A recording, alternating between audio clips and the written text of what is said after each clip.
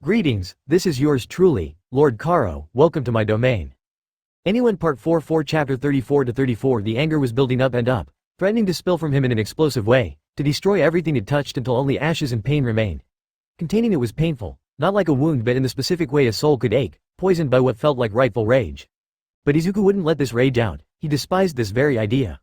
How many times had he seen people having a bad day and using it as an excuse to lash out at others, to just scream and explode and yell under the justification that sometimes, anger had to be let out, that it wouldn't have happened if people hadn't angered them, that they were only reacting to the unfairness of the world in order not to be eaten by their rage? Those people were wrong. Worse, they were pathetic. The moment where you looked for excuses for your behavior, it meant placing the blame on someone else's shoulder. Anger was a tool and Izuku wouldn't let it control him. Izuku took a last sip out of his plain white mug. There was usually an All Might one for him in the bar. The only one no one but him would drink from because All for One despised the number one hero and the rest of the inner circle weren't keen on having the symbol of evil fulminate while they were trying to drink. This kind of spectacle was usually good for Izuku's soul but anything with the colors of All Might or Gang Orca reminded him of the debacle at the harbor. So plain white mug it was. So, Izuku started, putting the now empty cup of coffee on the table. Let me get this straight. The Hero Commission decided to arrest me by using a hero student with a brainwashing quirk and a top hero. When I managed to fight back, the commission handler on the scene called for help and the Night Eye Agency, which Gwen spies on since day one, learned about it. The tablet that was standing on the table was showing a white spider on its black screen. It didn't make any noise or send any message but the way the animation was moving its 8 legs made it clear that their revered hacker was still listening to the conversation. And when she realized that All Might had been called on the scene, she contacted Kurogiri who sent Dabi to my last location. Dabi, who wasn't sitting around the round table that had been warped into the bar for the occasion but in one of the comfortable leather couches, saluted him with his glass. You're welcome, the pyromaniac Disaster said as he raised his martini, wearing a dark blue 3-piece suit that was unlike anything he had worn before. Either Izuku was paying him enough for him to graduate from Hot Topic or he had someplace to be later this day. Thank you, Izuku said truthfully before going back to the matter at hand. Kurogiri didn't only call Dabi. He contacted All for One, who then decided to show up to pick a fight with the symbol of peace just as I was de-escalating the situation. The reactions were immediate. Todoroki laughed while Kurogiri raised his eyebrows. A dubitative message appeared under the little spider on the tablet. As for Dabi, he choked on his drink. All for One seemed almost amused. From my point of view, a reckless child was about to fight the symbol of peace despite barely standing upright. I spared you a humiliating defeat and additional injuries. Not that I expect a word of thanks. I am aware that teenagers live and breathe in gratitude. For a moment, Izuku saw himself walking across the table and smashing his empty cup against the side of this smug face. He decided against it as it would work better if there was steaming coffee inside the mug at the time. Thank you for confirming that my organization of vigilantes is affiliated with the supervillain who is still thought to have planned the attack on the USJ, Izuku almost snarled. Thank you for completely derailing my plans and attacking All Might, despite the fact I told you I would do my best to kill you if you ever tried. Thank you, for making everything worse. You're welcome, All for One answered like a king forgiving one of his subjects. Todoroki clapped his hands, the sound not managing to break the tension between the holder of All for One and the holder of One for All but it certainly drew everyone's attention to him. The heroes and the police have been arresting suspected members of anyone. What do we do about that? They are in good hands. Nagisa typed under the spider. You would be surprised by how many family members of crooks and people in prison we helped. They have no problem protecting the kids and the civilians arrested until our pro bono lawyers can get them out. Pro bono? Izuku repeated. He expected to pay their time out of his pocket. Not that he would hesitate 1 second because people needed to be paid what they were worth. I was also surprised by that. Apparently, helping people who just wanted to do good is excellent for one's reputation and a good way to stay in our good graces if they ever want favors. It was also a good call to let their associations on the site. Just like Izuku had allowed Ao to use his platform to help spouses trapped in bad situations, other people used anyone as a way to promote, vetoed, associations whose cause was dear to them. It should have made him feel lighter but for some reason, the headache that had been visiting his skull since random guy had tried to rob Todoroki and him came back in full force. Maybe it was because a human brain wasn't supposed to handle the strain caused by 3 quirks. Maybe it was because he hadn't drank enough coffee. As if he could read his mind, or just guess his slight amount of bloodlust he was giving off, Todoroki got up, disappeared behind the bar and brought him his 4th cup of coffee in an hour. Izuku thanked him with all the gratitude in the world, noticing just like always that Todoroki didn't grab the mug by the handle like everyone but grabbed the whole thing with his left hand, half of his body resisted to the heat to a certain extent. Maybe you should slow down, Kurogiri tried to say but All for One grabbed the pot of sugar and dumped a generous amount into Izuku's cup. You don't want to deal with someone in full caffeine withdrawal, the supervillain warned before pushing the mug towards Izuku. The teenager entertained his previous thought of using it as a weapon but he realized that he could steal quirks, burn down buildings, beat up heroes, and generally use a healthy amount of violence to solve his problems but he drew the line at wasting perfectly good coffee. I wouldn't mind seeing that, the spider said, the letters somehow conveying an impressive amount of glee. You're only saying that because you wouldn't be around to deal with the consequences, Kurogiri accused her. I pled guilty. What are the odds of my head exploding because of too many quirks? Izuku interrupted their antics. It wasn't like the lack of caffeine would turn him into a mass murderer or something. All for One considered the question, his eyes gleaming with the glint they gained every time he was talking about quirks. 2 is usually fine if it fits the person's vestigial mutations. Most people can't handle 3, and the most anyone who wasn't me has ever been able to handle was 7. He didn't quite pause. Odds are that Izuku wouldn't have noticed anything amiss if he hadn't been living with him for so long. Hell, he might not have noticed it if Kurogiri hadn't gotten slightly still. Both All for One and Kurogiri realized something at the same time. And they didn't want Izuku or the Todoroki brothers to notice it. But his original quirk was endurance, so he was a special case, All for One said, unaware that Izuku knew he had a secret.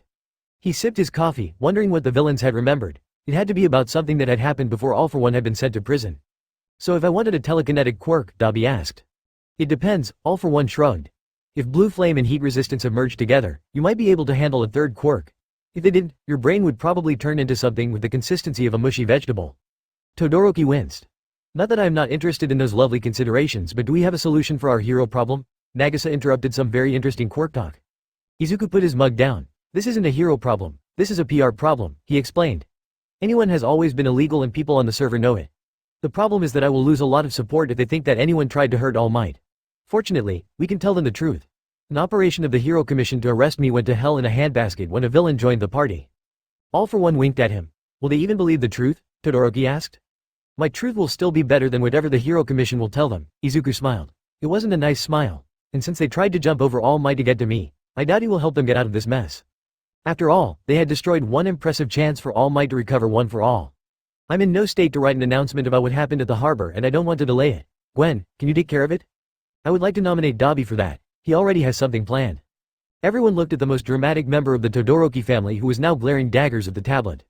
On the screen, the spider blew him a kiss, with a little heart flying to the edge of the screen. I did write something, Dabi growled. But it's a first draft and it was in a private channel, so how can you even know? Izuku's phone pinged with a message from Nagisa and a screenshot from Dabi's conversation with Todoroki. It started with insults as they had been arguing quite fiercely about something, until Todoroki had admitted that he was worried about the anyone community and Dabi had suggested some kind of press release to explain what had happened and offered examples. Izuku read them. He didn't expect to be tackled by the sheer realization that all this time, he had access to someone who had missed his true vocation as a theater kid and who could summon mountains of drama that people would just eat up, and he had done nothing with it. It was dramatic, it manipulated the narrative without lying, and it was exactly what he needed, delegating all the public relationship problems to someone who wasn't him. Dabi, you are now my PR man, he commanded. His new PR didn't seem impressed by the promotion. Are you about to pay me with the satisfaction of a job well done or will I get actual money out of it? Money, Izuku almost sang. I will follow you to the end of the world, boss, All for One spy said without realizing the sheer irony of those words. Izuku was quite sure of that since he had just mentally put Dabi on every robbery for this month. His budget seemed to have the life expectancy of a snowball in hell these days and he was about to put Dabi and Hawks on contribution. Arg, Hawks, he needed to take care of him, but not today. He didn't want to deal with any pro-heroes today. He had earned his rest. Todoroki, the teenager asked, there are several heroes we have been helping as informants. Could you send them a message explaining that we are unable to assist them further for now as we do not believe that we can sustain the safety of our agents as long as the Hero Commission is targeting us? He could already hear the shrieks of rage this specific decision would cause, but if he had pro-heroes cursing at the Hero Commission for messing up with their informants, all the better. He wouldn't cut those access from them for too long, though. Not when so many underground heroes needed them to investigate the disappearance of the people society didn't really care about. Before creating anyone, he had no idea that Midnight and her Midnight Boys dealt in finding runaways and alternatives that didn't involve placing them back with their abusive parents. Of course, Todoroki said without pointing out that this should be Dabi's job. Unfortunately, Dabi might be good but he was still All for One's mole and Izuku didn't feel the need to tell him which hero trusted anyone. But what are you going to do? Izuku made an innocent face. Oh, I have a letter to deliver. Izuku was fully aware that it was highly suspicious for All for One not to protest when he left the bar and he was certain that it had something to do with this ominous pause during their conversation about multi-quirked individuals. However, since Izuku had no intention to remind All for One that he had a vault ready to welcome him, he passed into Kurogiri's armory and smuggled a blowtorch that he would leave in All for One's brand new guest room, then asked Kurogiri if he could warp him to the mall. Dabi offered him to drive him there. Izuku wasn't aware Dabi had a car but since he had a PR disaster to solve, he didn't ask where Dabi had obtained it. After all, he wanted to deal with this business trip as fast as possible and a warp gate would always be faster than any car, so he thanked Dabi for his offer and waved at Todoroki and him when they left, presumably to go home in said car. With hindsight, Izuku readily admitted that he should have asked. Many people had learned about the harbor disaster through the news and even more of them had learned about it from social media but Hawks, who had been investigating the people who had freed the villain known as Oguro Kosuke, had learned through a message, sent even before All Might and the rest of the heroes had made a strategic retreat to Ua. Anyone. What's the use of having a spy who doesn't warn me when the Hero Commission decides to fuck around and find out? The number 3 hero still shuddered every time he thought about it. There was no word to describe what kind of dread those words had caused in him when they had appeared on his phone, without any context. However, one thing was certain, said context had not made things better. Hawks had been trying to contact anyone ever since, but the server had shut down the communications with most heroes, and the fact that he had managed to get close to the inner circle hadn't spared him. Even Dabi, who would usually use any opportunity to mock him, had strongly implied that it was better for Hawks to be forgotten for a couple of weeks. If the conditioning hadn't been so strong, Hawks would have screamed in frustration every time he thought about it. He should have suspected something when he had talked with Hanabata. And now, anyone had cut all communication with him, without even giving him a chance to explain that he was after the one responsible for the Numu attacks and that he couldn't have learned about the ambush in time to warn them. Hawks tried to ignore the bad feeling that was pulsating inside his throat, pushing it away with an ease grown from a lifetime of being forced to not get himself sick over what he couldn't control. He finally arrived to the black roof of his agency, and he landed lightly. His feet touched the roof. Black mist ate them. His wings spread once again, trying to get him out of here, but the mist spread up, swallowing him in one gulp, and the next thing he knew, he was hovering in the bar. Kurogiri, the bartender and taxi of anyone, was behind the counter, and All for One, the one who had fought All Might and gotten out of the fight none for wear, was sitting on a stool. Both of them were smoking, their cigarettes orientated in the direction of a warp gate since there was no window down there. And none of them paid attention to Hawks. Are we even supposed to leave him outside for so long? Kurogiri was saying, obviously agitated. He can hunt to feed himself. All for One shrugged with a finality that would have made even the fiercest opponents to outdoor cats shut up. I am more worried about how we are going to find him now. For a crazy moment, Hawks wondered if they had abducted them here because they needed someone to find their pet. He must have places where he likes to be, Kurogiri added. Not that Hawks would complain about it. Since Yami was nowhere to be seen and he had been the number 1 deterrent preventing All for One from giving himself a nice pair of wings, he was more than willing to search the country to find a lost kitty. And if he hears my voice, he should come running, All for One said before stabbing his cigarette stump in the ashtray and turning to look at Hawks, gray eyes piercing into his very soul in a definitely inhumane way. Hawks didn't know if it was because All for One was starting to get old enough that people didn't register as persons but more as fleeting guests, or if it was because he was only seeing quirks that could be taken, but there was something about All for One that made him clear that he was not normal. But this was hardly something he could say to his face. You smoke? He asked instead, affecting the tone of someone having a pleasant conversation with coworkers instead of a hero being abducted by villains. From time to time, Kurogiri admitted, with the look of someone who wasn't proud of it. All for One looked at the cigarette stub he was still holding, grinding it to nothing in the ashtray. I started when I was a teenager, but I had to stop quickly because my little brother's health made it too dangerous. After his death, well, there was no more reason not to. I had to stop again almost 2 decades ago, but sometimes I still crave it. What happened 20 years ago for him to stop smoking? Hawks immediately thought. Did it have ill effects on his health? Should I ask the commission to look into the disappearance of someone with a quirk to erase lung cancer? All for One put a hand above the ashtray, his fingers making a beckoning gesture, and Hawks could see that the cigarette wasn't completely snuffed, a red dot of fire still lighting it. Don't worry, Hawks, I won't take too much of your time. It failed to reassure the winged hero. Take all the time you need, Hawks said in a friendly way, his smile so fake that it was downright painful. After all, we are all part of the Anyone family, aren't we? Even though you're not part of the organization and just placated by anyone and barely tolerated by Yami. Well, thank you, All for One smiled. But there is no need for a long conversation, as I'm already aware that the Hero Commission isn't one happy family and that some of its members won't hesitate to put into jeopardy missions involving pro-heroes if it means they can gain just a little more power. Anyone would be quite the prize for a new hero sponsored by your masters. Well, someone knew the commission pretty well. This is why I feel the need to remind them of why it's dangerous for several persons to act independently in the same organization. Hawks was rarely the slowest one in a fight, but after All for One had already proved he could move faster than the so-called fastest hero could react, he had learned not to wait for the first blow. Hawks moved before All for One ever had the chance to, feathers flinging a table at him to give him the time to fly up the stairs and out of the bar. AFO's smile went from shark-like to truly amused. He moved long after Hawks. All for One was holding him by the collar of his shirt, Hawks' feet way above the ground, and half blind, not because his quirk had been taken from him again but because all of his feathers had been reduced to cinders. Be a dear and do remind them of how much they have invested in you and what a shame it would be to lose the number 3 hero over some petty power grab, the symbol of evil gently told him before dropping him. He should have landed on the wooden floor of the bar, but black mist once again enveloped him, dropping him in the middle of a dusty road, the sun blazing down on him. Hawks stayed on the ground a moment, meditating on why he had even bothered getting out of bed this morning. In the end, he took out his phone, only for his GPS to inform him he was in the middle of nowhere. He didn't have enough feathers to fly home, he would have to walk to the nearest town. Hawks had no intention to take even one step. The number 3 hero, top hero, the pride of the Hero Commission, and someone who kept being bullied by an organization of vigilantes and their scary fairy quirk-stealing godfather dragged himself to the shade of a tree and called anyone to the rescue. "Dobby, come and pick me up." "Why?" "Because I know you have a car now. Because I am in costume and I don't want any of my fans to see me while I look like a rotisserie chicken. And because if you don't, I will call Hanabata and give her your address." Half an hour later, a black car with blue flames on the side stopped in front of Hawks, who had dropped the aviator jacket and was eating berries directly from the bushes, because that was now what he was reduced to. "One of those days, Dobby mocked with a stupid smile, wearing a dark blue suit that was highlighting his eyes. Hawks simply stared at him. Something in his eyes must have clued Dobby in the fact that he was in no mood for any kind of teasing, and the fire user promptly shut up and produced a box of 20 chicken nuggets that he put between Hawks and him. Hawks snatched it out of his hand and went to eat them on the passenger seat. Aizawa Shota didn't consider himself a petty man, but he could admit that the moment where Hanabata Mika, blood-sucking demon that preyed on people's hopes and dreams that she was, discovered that her car had disappeared from UA, he couldn't quite contain some dark glee in the empty spot where his heart used to be before dealing with the school administration had obliterated it.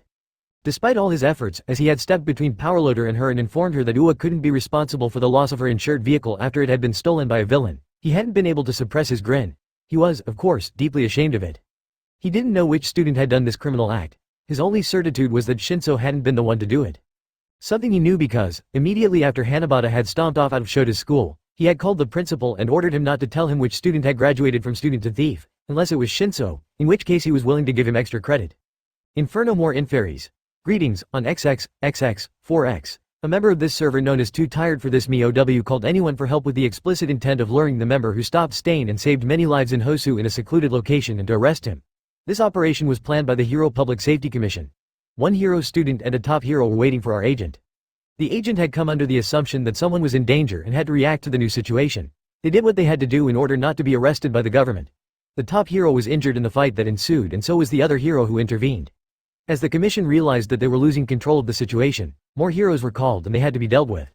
Our agents aren't trained professionals. Vigilantes, by definition, act outside the law and do not have access to the same privileges pro-heroes take for granted. They, however, are unrivaled when it comes to the sum of their extremely varied experiences, and it might explain why 2 agents from anyone, as a colleague was immediately sent to try to extract the first one on the scene from an explosive situation, managed not to be arrested by 1 top hero, 2 pro-heroes and 1 hero student. We confirm that the situation degenerated so much that All Might was called on the scene, but before he could arrest our agents, a villain took advantage of the chaos to attack him. Our first priority is, and always will be, to protect lives, so our agents helped the very people who ambushed them to get to safety, then tried to interrupt the fight. One of our agents, the very one who was lured into a trap, was already injured at the time, and such actions only worsened said wounds. They are currently being treated and we don't know when, or if, they will come back. Some of the damage inflicted to the harbor was indeed done by our agents. Anyone doesn't only caution their actions but fully stand by them. We will not apologize, as none of this would have happened if the Hero Commission hadn't targeted us, if our agents hadn't been forced to act in self-defense, and we guarantee that if they hadn't used their quirks, lives would have been lost that day. We never lied to you. Anyone is not a legal organization. It can't be. Not as long as the anti-quirk laws prevent people from using their quirks in public places or without a license. We help those left behind. It's a sad truth that heroes can't reach everyone, and anyone does it best to solve this problem. However, we also have a responsibility towards our members. Several people were arrested for their affiliation with anyone. Their lawyer fees will be paid by us because we refuse to let them deal with it on their own. But you must be aware of the risk. We are not a legal organization. And now, the Hero Commission targets us because circumstances forced us to step into the lights, where only pro-heroes are tolerated. This is why, from now on, unverified members of the server cannot call for help anymore. We regret it, as we are perfectly aware that emergencies do not tolerate delays. However, we cannot allow our members to fall into traps. We hope that the situation will change and that we will be able to go back to our previous mode of operation. Stay safe. Ping, Snowdrift, it's really well done. Inferno more Inferis, can you believe you made me rewrite it 3 times? Snowdrift, I am sure your writing skills will get better with time. Anyone, we have the utmost respect for All Might and the work done by the other heroes. They risk their lives in order to protect people, and we do not blame them for doing their job. I will ask you not to blame the hero student who was used to ambush one of our agents. He is, by definition, a child, and the experience was traumatic. However, we do blame the Hero Commission for endangering so many lives. Running was something Hitoshi hated with the passion of 1,000 suns, but it was a necessary part of his training if he wanted to keep himself in shape. It was especially important since he had started his internship with the Hero Commission, as he missed a lot of training in school. So he tried to run every evening through the park near his apartment, always taking the same path so he didn't need to pay attention to his surroundings as he ran through them. When the first notification made his phone vibrate, he didn't pay attention to it. The horror podcast he was listening to was more interesting and the pain in his legs was a more pressing matter. His phone almost exploding under the number of notifications unfortunately rose through his rank of priorities, becoming the undefeated number 1 as about everyone in the clamor server the commission had made him join decided to DM him. He had to pause, leaning against a tree, panting because of the run, but the warmth the exercise had brought him quickly disappeared as he read through the messages. A mod had exposed what had happened and people reacted to it. He expected the curses and the threats. He didn't expect the stories. So many people telling him how they had been in bad situations, how they had been in danger, and anyone had answered their calls for help in minutes. So many of them with bad quirks, the kind of quirks people assumed you could handle whatever was thrown at you, when they didn't outright suspect you were the perpetrator. And they told him how terrified they were for non-active members of the server, the ones who would learn about it in the next few days, joined the server in a moment of emergency, and realized that no one would come because Hitoshi had cried wolf, and this would now have consequences on everyone. On anyone who desperately needed help. By the time Hitoshi stumbled into his apartment, the app was uninstalled because his phone was so hot he couldn't hold it in his hand without fear of being burned, and he was genuinely worried it might explode. He threw it on the table, hoping it would cool down, and he grabbed the house phone, about to call Hanabata or Ua. Right until he saw his mug on the counter, next to the sink. When he was 6, he had fallen into complete adoration in front of this mug covered in sparkly cats, and he had shrieked with joy when his mum had presented it to him the next day. No one else in his home had ever touched it, not because it wasn't allowed but because they knew it was his. This morning, Hitoshi had used this mug, cleaned it, wiped it, and put it back in the cupboard. Between the moment he had gone for a run and the moment he had come back, someone had drunk from his mug, carefully washed it in the sink, and placed it upside down on the counter to let it dry. His fingers immediately found a kitchen knife in one of the drawers of the kitchen. His heart was beating so fast he felt nauseous. If the Hosu vigilante was in his home, the knife wouldn't stop him, not when his quirk had allowed him to juggle with cars and cranes alike, but it might allow Hitoshi to last long enough to use his quirk on him. And then Hitoshi would run like hell, because their last meeting at the harbor had taught him that some people could break out of his quirk. He looked around, the knife hidden behind his leg, the noises of his sneakers on the ground so loud that every step almost made him flinch. The door of his bedroom was half opened and so was his window, even though he was in the habit of closing both of them. A postcard was waiting on one of his pillows. There were cats on it. Hitoshi didn't put down the knife, but he did relax ever so slightly because if the intruder had wanted to meet him face to face, he wouldn't have bothered leaving a message. And yet, his fingers were oh so slightly trembling where he took hold of the postcard. Dear Shinso Hitoshi, forgiveness is, I think, a virtue which ought to be cultivated each time an occasion is presented to us. Mistakes are an important part of the learning process, and I wouldn't deny someone the chance to learn from their experience. This is why I assure you that there will be no retaliation against you despite your attack on my organization. However, I must inform you that I only forgive once. Too often, the gift of forgiveness is taken for granted, and it would be a detriment, both for you and I, to let you think such a thing. Do not test my patience. With love, anyone Gangorka forever. Was anyone going to tell me that there is an organization made of very efficient vigilantes running around, or was I supposed to find out about it from memes with anyone puns? Hashtag anyone organization, hashtag anyone, hashtag harbor disaster fire mommy. Me just waiting for Tumblr to ban the anyone tag after all of you wore it down, so now, the heroes have no way to find this organization again. Hashtag anyone, hashtag harbor disaster dustball. Anyone is a dumb name for a vigilante group because it's way too confusing. Hashtag I have no idea if it's just the word or the actual word. Hashtag I am too easily confused to deal with this. Hashtag anyone. Silver Aspentry. No offense to op, but anyone is an amazing name for a vigilante group precisely because of how confusing it is. It's literally a pun on, it could be anyone. How can you not like that name?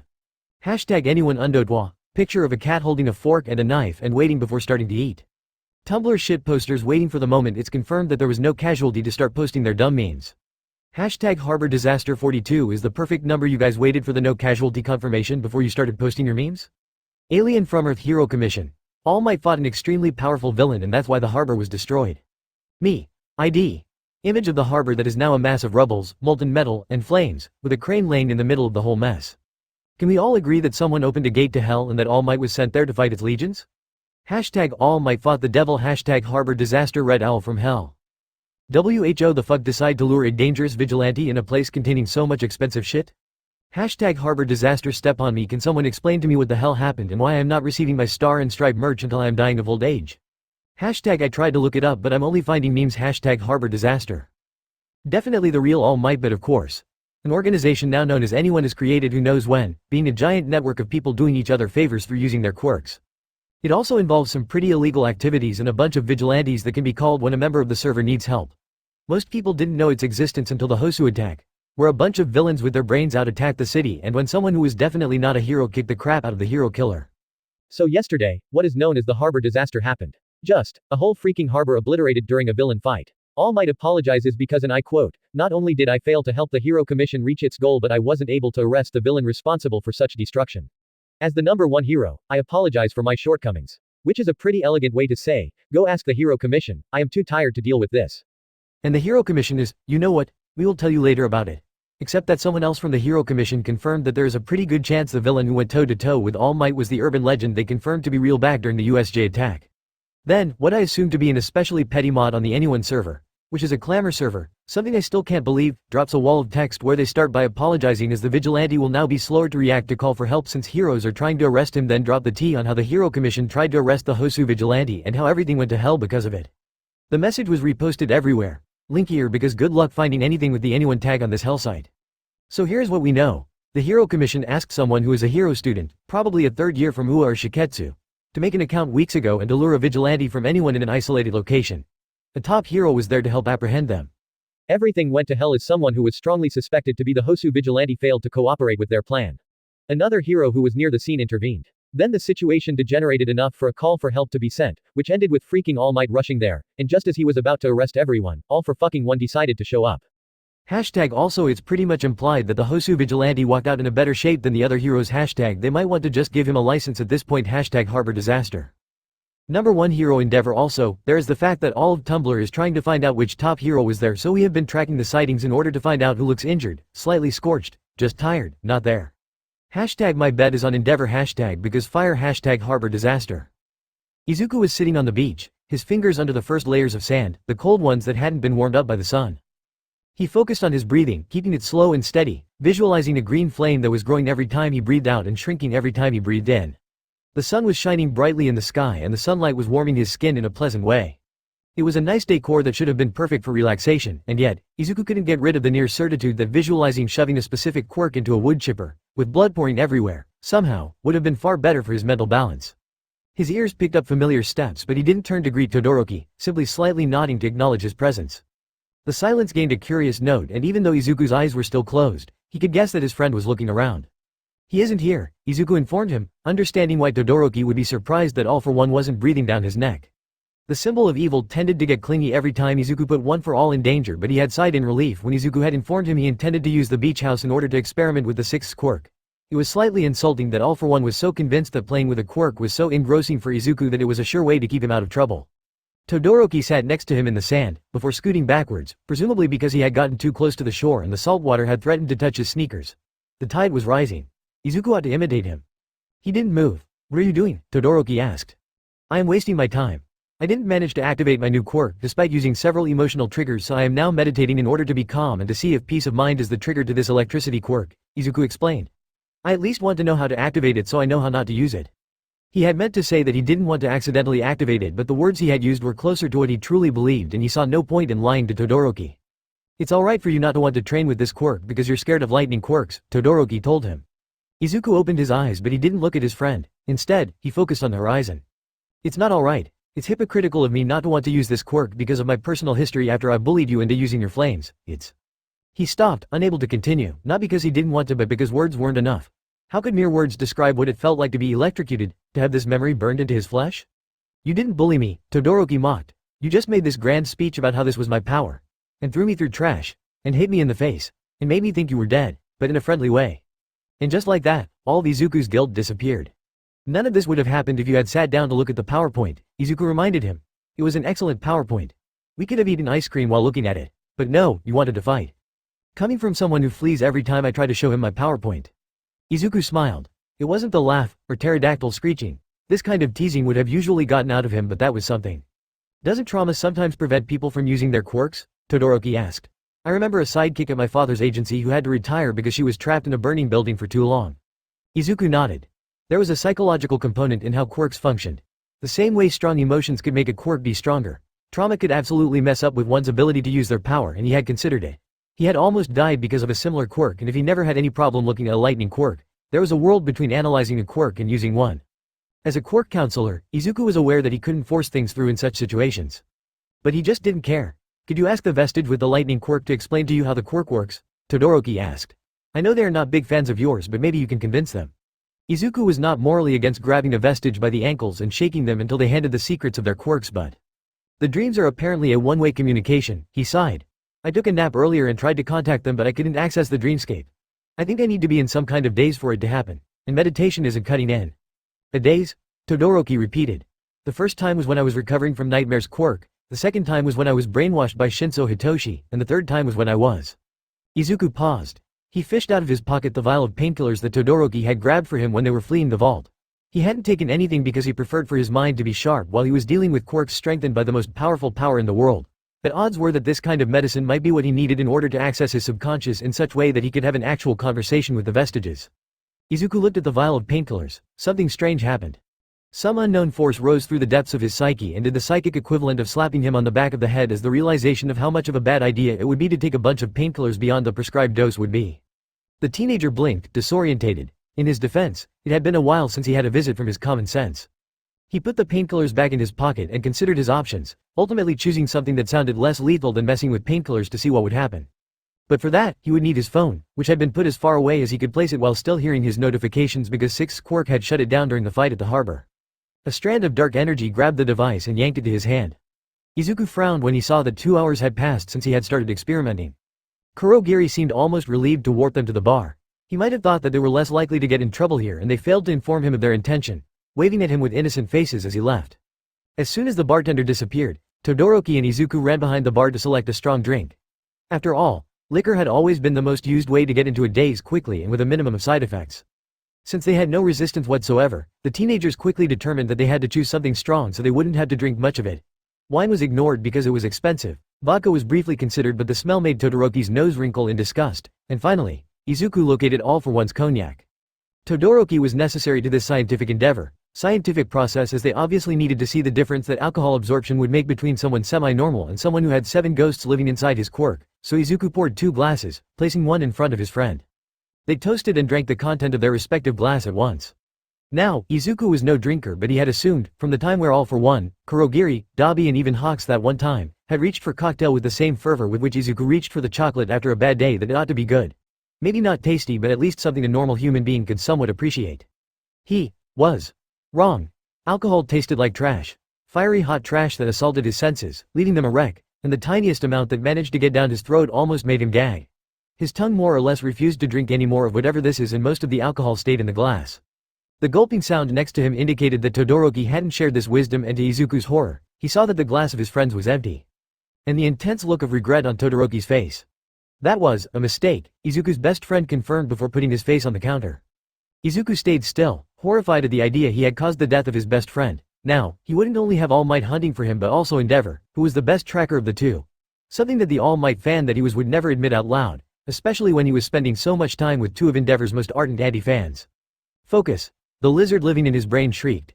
After patting Shoto's back, who still wasn't moving, he ran outside the bar and into Kurogiri's armory, straight to the mini fridge containing the strawberry milk.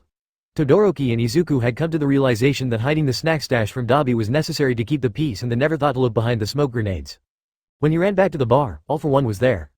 The supervillain was standing in the center of the room, taking in the spectacle of Todoroki's poisoning, the many alcohol bottles on the bar, and the 2 glasses of cognac. He had the most incredible look on his face, pure surprise hitting someone who was old enough to have seen everything. I take my eyes from you for 1 second and you start drinking?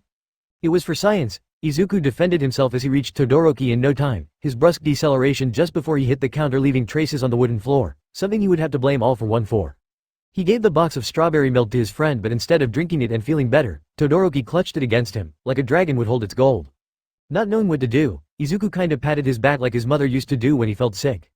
Shoto, I know Izuku has no sense but I expect better of you, All for One reprimanded him, locating and sitting on the nearest chair because, judging from the way his shoulders were shaking, the fiend was laughing at them. I'm sorry, Shoto said, his voice muffled because his face was still on the counter. I was trying to talk to the ghosts living within me, Izuku explained, hoping to distract him with quirks. Apparently, I can't hear them unless I am in a special state. Alcohol seems slightly less dangerous than oxycodone. You mean you can't make them shut up unless you're in a special state? Did you make shots out of a cognac that is half my age? My cognac? Arg. It was like that when we arrived, Izuku lied shamelessly. For a moment, All for One seemed torn apart between acting like a reasonable adult and chastising them or talking about quirks. The quirk talk won. I would give an arm to have your kind of problem, All for One sighed, but knowing him, he wasn't talking about his arm. People can get driven insane by the incessant chatter of the vestiges. Just 2 days ago, I was startled from my sleep by the most horrific sound you could ever imagine. And just like that, Shimura Nana was forgiven for her impromptu one-woman concert. All for One seemed to think about something else but unfortunately, unlike Izuku, he kept his mumbling internal. I suggest you find a plan B that doesn't involve either of you poisoning yourself, he finally said. Since you are so generous with advice today, may I ask you how the sixth quirk worked? Izuku asked. All for One gave him a blank look, which annoyed Izuku because how many people had he killed for him not to remember them? And then, he remembered who he was talking to. Which one was the sixth again? All for One asked. Short man with black hair, was probably wearing a blue coat and a high collar when you killed him. The absolute absence of recognition in All for One's eyes gave him chills. Electricity quirk. The guy with an electricity quirk. Immediate recognition flashed into his eyes. Ah yes, that one. He couldn't create much more than sparks, so he had to be close to make actual damage, but he was good at breaking electrical things. I don't know anything else about it. It wasn't a very interesting quirk, even after One for All strengthened it, and I already had half a dozen of lightning quirks at the time. Izuku facepalmed. Is it too soon to tell you that it's your power? Shoto asked. It's hardly my power, Izuku protested. The quirk is haunted and the ghosts hate me. You did kidnap them. Todoroki insisted that he wasn't drunk and that he just had a headache, but that didn't prevent Izuku from bringing him home and having to hide in a closet for 20 minutes because Shoto's sister had come back home sooner than expected, and he left him in his bed, with a water bottle and 2 ibuprofens next to his futon. Todoroki fell asleep as soon as his head hit the pillow, clutching the box of strawberry milk like children would hold teddy bears. Izuku's smile disappeared as soon as he left the Todoroki house. He stayed on the beach for a long time, his phone in his hands, solving problems. People had been arrested because they might be part of anyone, and Izuku made sure that the lawyers on the server got them out of custody by the end of the day. Alibis were provided. Excuses for worried parents were given. Some people were bribed, others were blackmailed. Izuku changed lives this day with just one phone and without needing to use any of his quirks. At some point, All for One, who had been watching him from the window of the kitchen, walked out of the beach house and told him that dinner was ready. Izuku thanked him and explained to him that he wasn't hungry. All for One came back with a blanket. He put it on Izuku's shoulders, but apart from that, he didn't touch him. No hug. No intrusive hand messing with his curls. If Izuku hadn't been so focused on fixing the problems in anyone, on making sure everyone he cared about was alright, he would have thanked him for understanding that he wasn't in the mood for tolerating any of those. All for One left. Stop trying to be a villain, Izuku had said to a thief today. You're in over your head. You're going to get yourself killed, if you're lucky, so please, stop while you still can. The sun had set for a while when Izuku stood up, leaving the blanket behind him as he left the beach. His muscles groaned in pain, the cold of the night and the forced immobility hardly agreeing with them, let alone the beatdown gang Orca had inflicted, but Izuku ignored them. Full cowl. He didn't stop running until he reached the forest, the kind that was so deep that was left untouched by human presence. There were but guests here.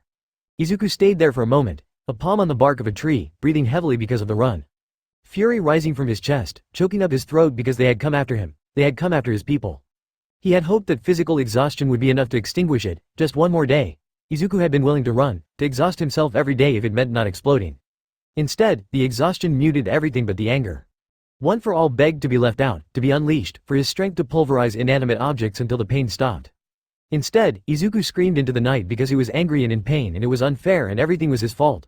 He screamed until his throat hurt and he tasted blood in his mouth. And then he collapses, sobbing like a child because he felt trapped, he was scared, and he didn't know what to do. He didn't know how long he stayed on the ground, but it was long enough for the cold to slip inside his bones and leave him trembling despite the fact that summer was here and the temperatures were more than moderate. At some point, he slowly rose to his feet, his head aching because of all the tears. He wiped his face with his shirt, reached inside himself until the power of One for All was coursing through him, and he left. He wouldn't stop, he would keep going. He had no other choice. Point 4 Chapter 35 to 35. Ao didn't hear Izuku walk into Ava's apartment, something he guessed from the way she went from lounging on the couch, her head on her girlfriend's lap, to jumping out of it in a way eerily reminiscent of a pissed-off cat. No, she scowled at him, which wasn't as intimidating as usual since she had traded her leathers for comfy blue pajamas. Bade retro Satanas. You are not welcome here. Don't worry, babe, Ava laughed, putting a hand on Ao's back. I'm the one who invited him in. Ao immediately relaxed, not because of words she didn't seem to register before her first cup of coffee, Izuku could relate. But thanks to Ava's touch. She leaned into it, her half eyes closed, and after throwing an unimpressed glance at Izuku, she went back to the couch, put a pillow over her face, and in the next moment, she was completely gone. I apologize for coming so early, Izuku bowed slightly. Don't worry about it. Ava waved it off before indicating to him to sit on one of the chairs surrounding the massive mahogany table she had found at a flea market, before calling Izuku so he could help her carry it to her new home. I was the one who told you I wasn't available yesterday and you can hardly delay your flight, can you?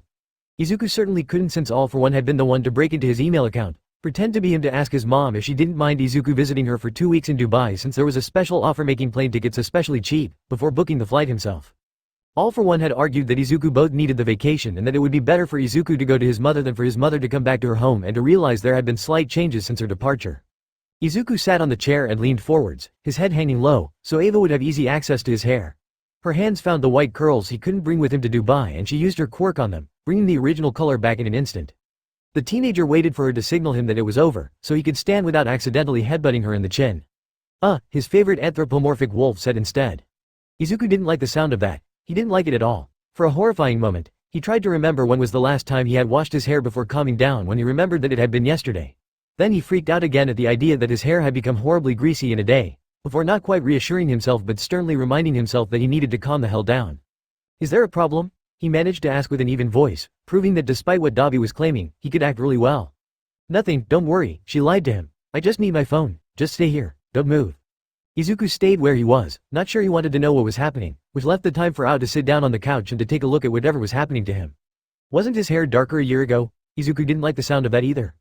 It was, but it's completely normal for hair color to change, especially during puberty, Ava frantically explained.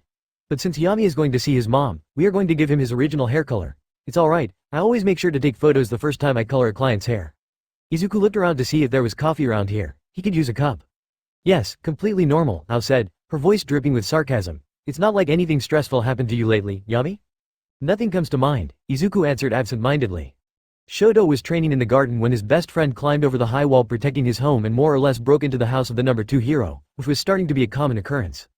Fortunately, Shoto was the first one to wake up in this house, and he was up even earlier than usual so he could train before having all of his day eaten by the medical physical examination that UA insisted on putting his students through once a year. No one would know Midoriya had ever set foot here. Hanging on to the coffee that explained how he could function despite the early hour, Midoriya walked to him, hair as green as the day when they first met. Shoto frowned. Your hair isn't the exact same shade of green, he greeted his best friend. Midoriya froze, then informed Shoto that even if this was the case, it was close enough. They'd talked about how to handle the server while anyone was in another country and checked the schedule Nagisa had made since Midoriya would be unavailable for 2 weeks because he would be with his mom and Shoto would be unavailable the next week because of the summer camp. They asked each other to be careful since it would be the first time, since they had met, that they couldn't have each other's back. And after one hug, Shoto said goodbye to his best friend. Todoroki Enji said from behind his mug of green tea as he was looking through the window. The green-haired boy he didn't know because he had certainly never been introduced to him finished hugging his son, then left. The number 2 hero finished his tea and looked at the list of first years, then second years, who had participated in the sport festival but he found no one in the hero course corresponding to the description of the boy who seemed quite familiar with his house. It meant that his son probably wasn't dating someone in the hero course. He hoped the boy was in general ed. In his experience, people working in the support department were insane. Izuku was warped directly to the airport, where the bane of his existence was waiting for him with his luggage and a bag packed to the brim with snacks and notebooks. 15 minutes later, Izuku was still standing in front of the gates because he was trapped both by a very unwanted hug and by the societal expectation of not using his quirk in the middle of an airport to escape said hug. I am going to miss my plane, Izuku informed All for One, his words coming out muffled because he was being smothered by a 2 meters tall cuddly white cat from hell.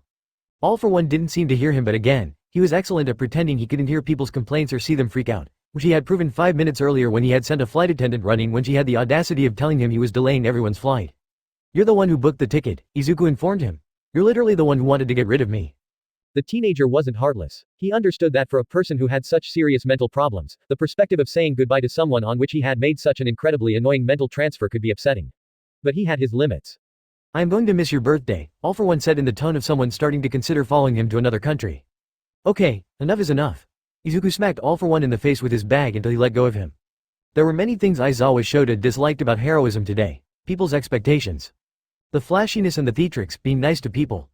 The Hero Commission, hero students who thought that heroism was one beautiful path of happiness as they were completely unaware of how dangerous the profession really was, having to teach students, caring about his students, the Hero Commission, the hero ranking, the rampant irrationality saturating every fiber of society, the Hero Commission, being kicked around by a child while trying to rescue another child who had picked a fight with the first one, and so on. However, what currently stood number 1 at the top of his list of grievances was the annual checkup every hero students and pro heroes had to undergo. Alright, students, he said from his sleeping bag.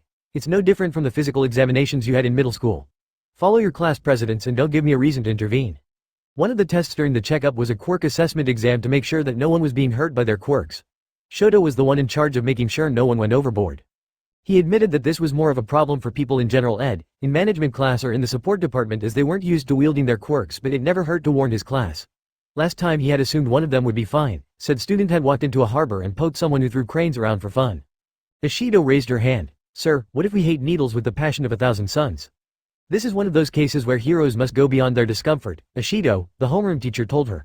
Your health isn't only important, it is vital for your career as a hero. Shota failed to mention that when he had to do his own annual checkup, a week ago along with the rest of the pro heroes in activity, Mike had shoulder slammed him into submission long enough for midnight to make him go to sleep. He didn't think that his perfectly logical distaste at the idea of being stabbed with a needle would be useful to his students. It's too bad Akatani couldn't make it to the physical examination. Hebasuga frowned as she looked at her phone. Do you think it would be alright if I texted him to ask if he is alright? I know his health isn't the best, but he also really doesn't like it when we mention it.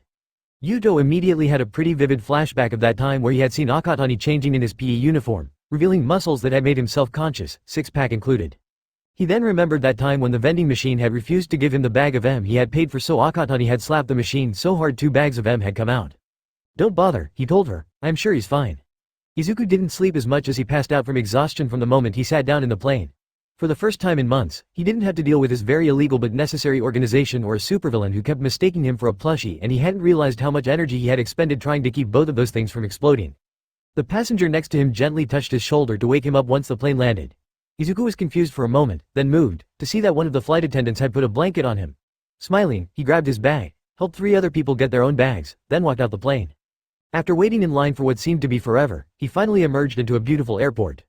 His mother was waiting for him. An arm raised to her chest in an anxious gesture, she was looking around, trying to find him. She looked positively radiant, her green hair was cut into a bob cut, which was longer than the last time Izuku had seen her. She was wearing dark gray pants and a pink sleeveless blouse that was exposing the muscles on her arms. For a moment, Izuku stayed frozen, not daring to move. The brand new quirk and the new scars he had collected over the last month seemed to burn within him, proof that he had changed, evidence that his mother had to notice. But instead, she saw him and smiled, both of them feeling the exact same joy tainted with relief.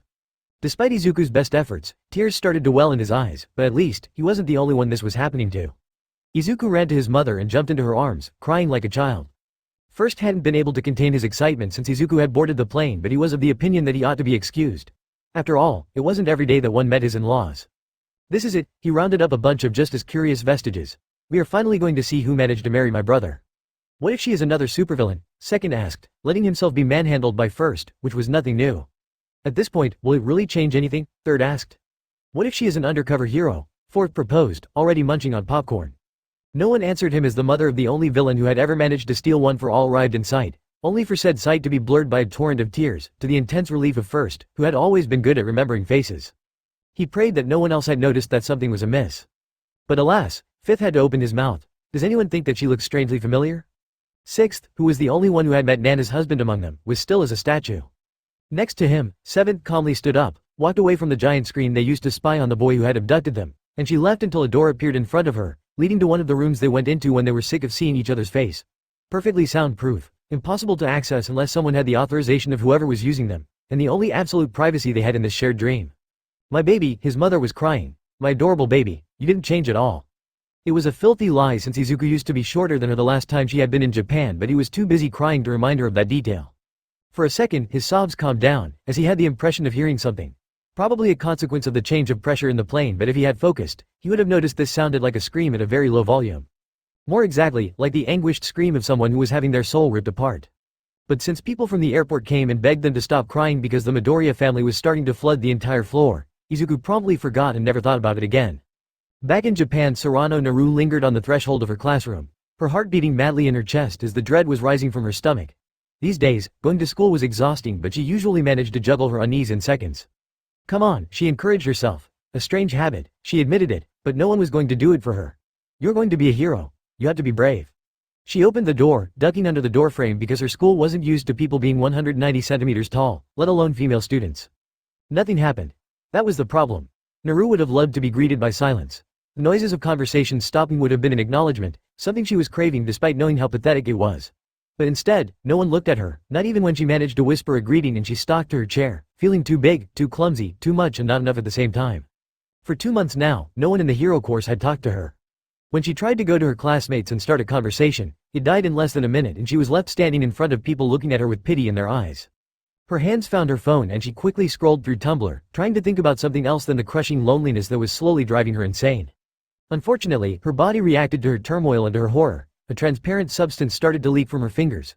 She looked left and right, making sure that no one had noticed it, and casually, or so she tried, wiped it on the inside of her skirt. It would dry without leaving a stain, but it might take a while and she didn't want people laughing at her for having an accident. She went back to her phone, looking at the anyone memes saturating her dash. She could be calm. This was a quirk week, where the hero course exclusively trained their quirks and their physical aptitude. She might suck at socializing, but she knew her quirk wasn't too bad and she had the best grades in PE. Having a mutation quirk that made her look like a giant bipedal eel, tail included, had its advantages. Someone glanced at her. Naru was so used to being ignored that she immediately noticed, her head turning to see who had broken the taboo of this class, only to see a girl with long pale blue hair and dark eyes looking at her from her desk. Inazuma Reika. For a terrifying moment, they made eye contact, glacial blue eyes staring straight into her soul until Naru frantically looked away, then down, staring at her slightly webbed hands on her desk. Technically, Inazuma had never even raised her voice at her and she has always been polite, but Naru knew that she didn't like her. Despite both having an electricity quirk, they weren't on the same level, and Inazuma, she was kind of perfect.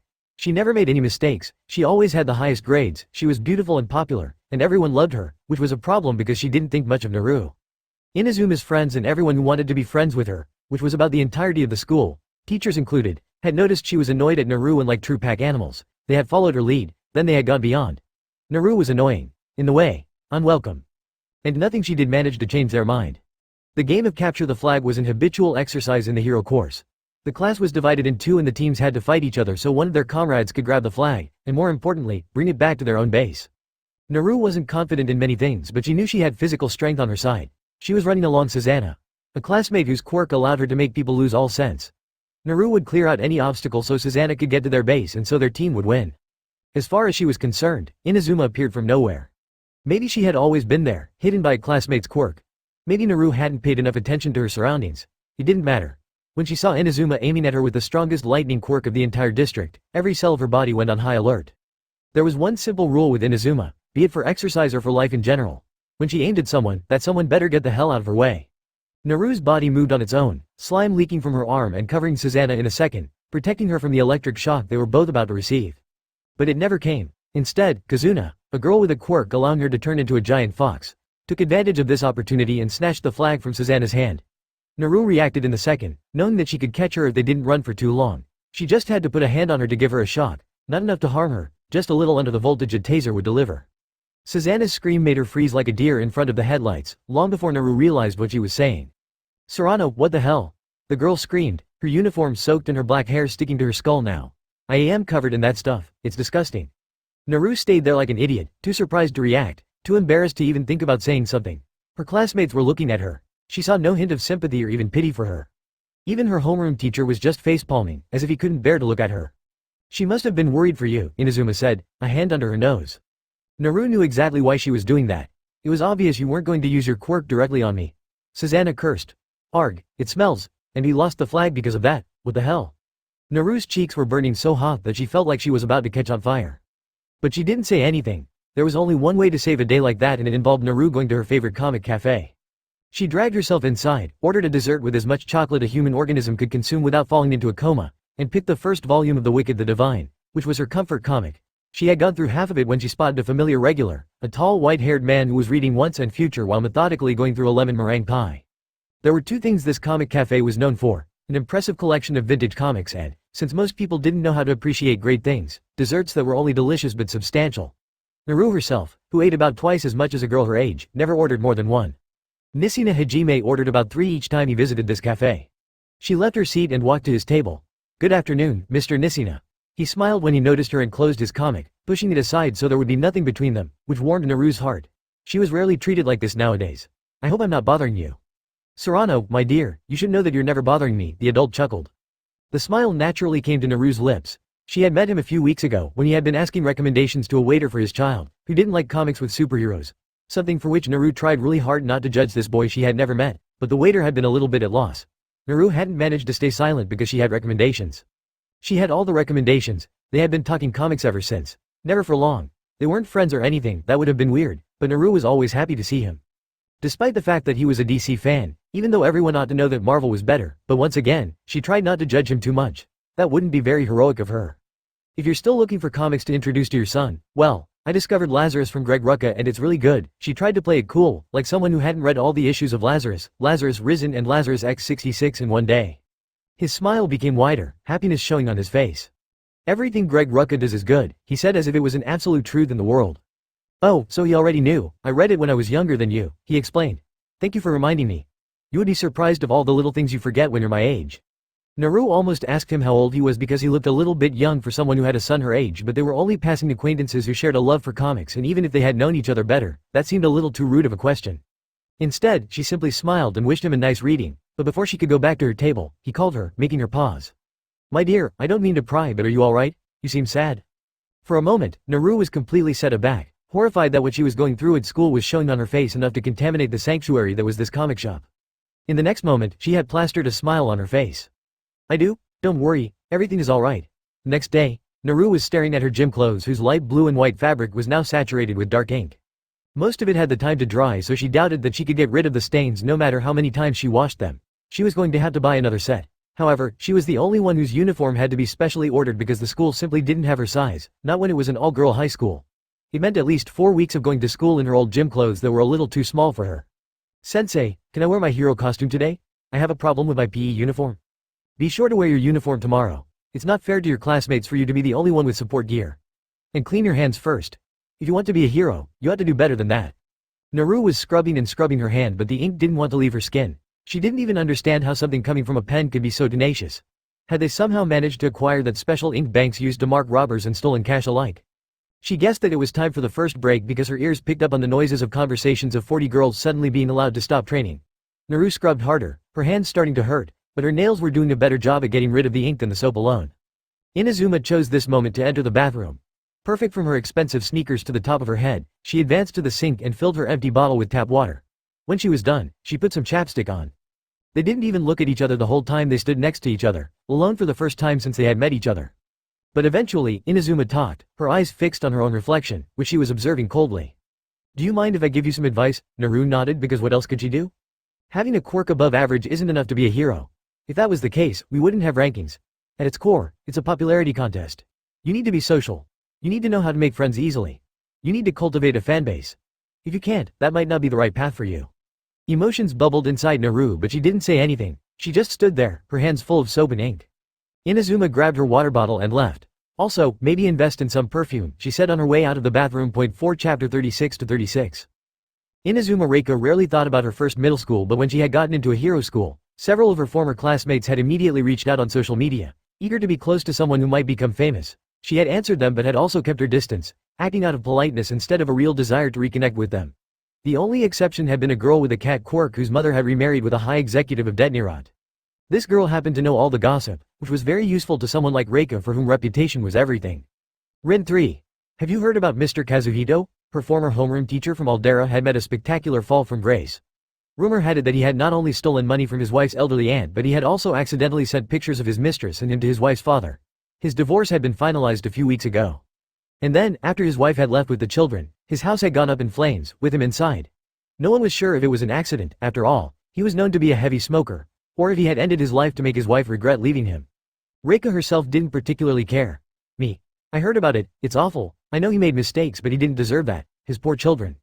Rin 3. I so agree with you. What a horrible way to go. Rin 3. Are you going to the funeral? And get contaminated by whatever jinx is hanging above that place? No, thank you. Her former PE teacher, the one in charge of the quirk training, had broken both legs 3 months ago and wouldn't be able to ever walk without pain again. The toy had run away and his parents were beside themselves, claiming that their kid was as innocent as the newborn lamb, even though everyone who had ever known him was aware of his habit of pulling stupid and dangerous pranks. There was a rumor that the freaking principal was about to be arrested for money laundering. And honestly, Reika didn't need to keep in touch with a subpar middle school. If she wanted a narrative of diamond in the rough emerging from a shitty school, her high school was adequate enough. Not that she would be here next year. She had several letters of recommendations and an interview to get into Shiketsu. I can't. I have a quirk week at my hero school, and if I miss even a day, I will be disadvantaged. I regret it, but I know that Mr. Kazuhito wouldn't have wanted me to miss this opportunity. He always believed that I could be a hero. Rin 3. Of course. Don't blame yourself, school is important and hero courses are especially demanding. Rin 3. Love you. Love you to 3. Susanna hugged Reika from behind just as she was putting her phone back in her pocket, pressing her cheek against her shoulder and asking her what she thought about the latest fun subject of conversation. Anyone. An organization of vigilantes, with members powerful enough to fight pro-heroes and even to escape the #1 hero. Even if people, well, nerds, had known about it before the harbor incident, this name had spread through Japan like wildfire and everyone was curious about them. However, even if people were happy to explain what anyone was and to claim that they were aware of it long before this name had spread through social media, no one ever admitted being part of it. In truth, Reika thought that they were pretty cool, She was aware that pro-heroes were forced to deal with a lot of paperwork and rules of conduct. The idea of not having to justify herself to do her future job appealed to her. However, as a hero student, she was too smart to admit it, especially at school. So she told her friends what she had to say, explaining how there might be well-meaning people but pro-heroes were the ones who were trained to handle dangerous situations and that encouraging vigilantes to do what they wanted would lead to unrest. They kept chatting around their lunches, happy and laid back. And as they did, Reika watched Serrano from the corner of her eyes. The eel girl was eating alone, wearing an ill-fitting PE uniform. She looked small and timid. Reika felt some calm satisfaction at this. In a sense, she was doing Serrano a favor. Better to make her quit now, in high school, than for her to waste years of effort only to realize that she wasn't cut out to be a hero. It wouldn't take much before Serrano finally realized the truth. Not that Reika would do it herself. After all, she had learned from her mistakes. The harassment got worse. At first, Naru's stuff was displaced, to the point where she really wondered if the stress and the fatigue wasn't messing with her memories. It was only when she started to find her books trashed and gum at places where chewing gum had no place to be that she realized that it wasn't her brain dysfunctioning. It was what urged Naru to check social media. She even created several social media accounts just for the occasion. She found several photos of herself online. She hadn't noticed when they had been taken, which wasn't surprising since everyone in school always had their phone in hand, but they weren't flattering in the comments under them. It hurt. It made her feel miserable and self-conscious. It would have been easier and probably better for her peace of mind to stop obsessively going through all of her classmates' feeds, but she couldn't help herself. And she took screenshots of every photo and every comment. Serrano, why were you late today? No one told me we weren't training outside but in the gymnasium, sensei. Serrano, can't you make an effort to get along with your classmates? You need to know how to make friends if you want to be a hero. There is this girl at school. Mr. Nishina waited for Naru to continue, a hand on his coffee, relaxed and patient. He didn't look distant and vaguely frustrated like her homeroom teacher when she hinted that something was wrong with her classmates.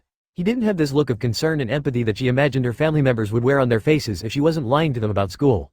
No, instead, he looked like the stranger that he was, someone who wasn't involved in the situation.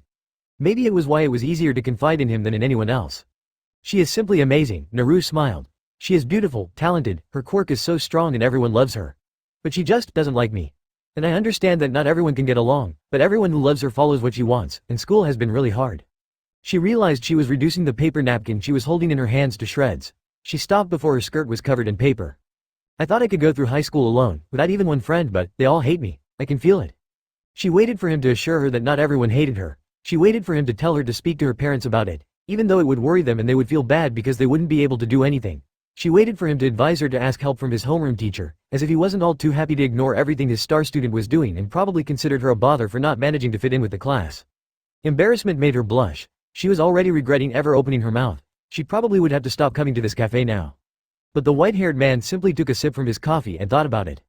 That girl, how do you feel about her? He asked. Naru was so taken aback by that question that for a moment, she couldn't say anything, just stunned. She knew the answer to his question, of course. Every time one of Inazuma's followers pushed her around, she froze. They thought it was because she was afraid. But she knew the truth, she knew what it was. Pure, raw, white-hot and festering hatred. She hated every single one of them. This had gone beyond anger because they hadn't just made her life miserable. They had turned her into someone she didn't recognize. She used to be light, to be the one her classmates relied on. She used to be a protector. She had never imagined it was possible for her to be bullied.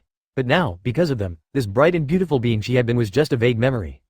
And every time she had to deal with their bullshit, every time she was yelled at or ignored or treated like she was nothing, she stayed still and didn't say anything. She kept herself from reacting, kept this hatred and this frightening need to tear them apart in check, because the slightest sign of anger would be used against her to paint her as someone who couldn't control herself. Because bullied people weren't allowed to lose their cool, because bullied people weren't allowed to fight back, for it would be used to crucify them. And it was doubly true for people with heteromorphic quirks like her. I hate her, she said, and just admitting it made her feel like herself for the first time in months. She has everything. Why does she go out of her way to make my life miserable? How dare she torture me like that? It was unforgivable. A light of approbation brightened Mr. Isina's piercing gray eyes, as if he was happy that she sometimes entertained thoughts about snapping a classmate's scrawny neck. What kind of quirk does she have? He asked, once again giving her whiplash. Electricity, she answered anyway. You look like an electric eel, so I am going to assume that you also have electricity-based powers? Naru nodded. Then, you have your answer. She wants you out because you're a threat. He ignored Naru, tilting her head in pure incomprehension, and continued. Heroes are dime a dozen and they shine through their uniqueness. Beautiful heroes with elemental powers are common. Her voltage is twice as powerful as mine, Naru cried out before looking around, embarrassed because she had raised her voice. And if it was only that, Inazuma was perfect, beautiful, popular, and with the strongest quirk in the entire hero course. But Mr. Isina obviously didn't look impressed. Good for her. It's still completely useless for a hero. Fighting villains while using too high of a voltage will kill them, which was still frowned upon in the hero industry last time I checked. Naru blinked.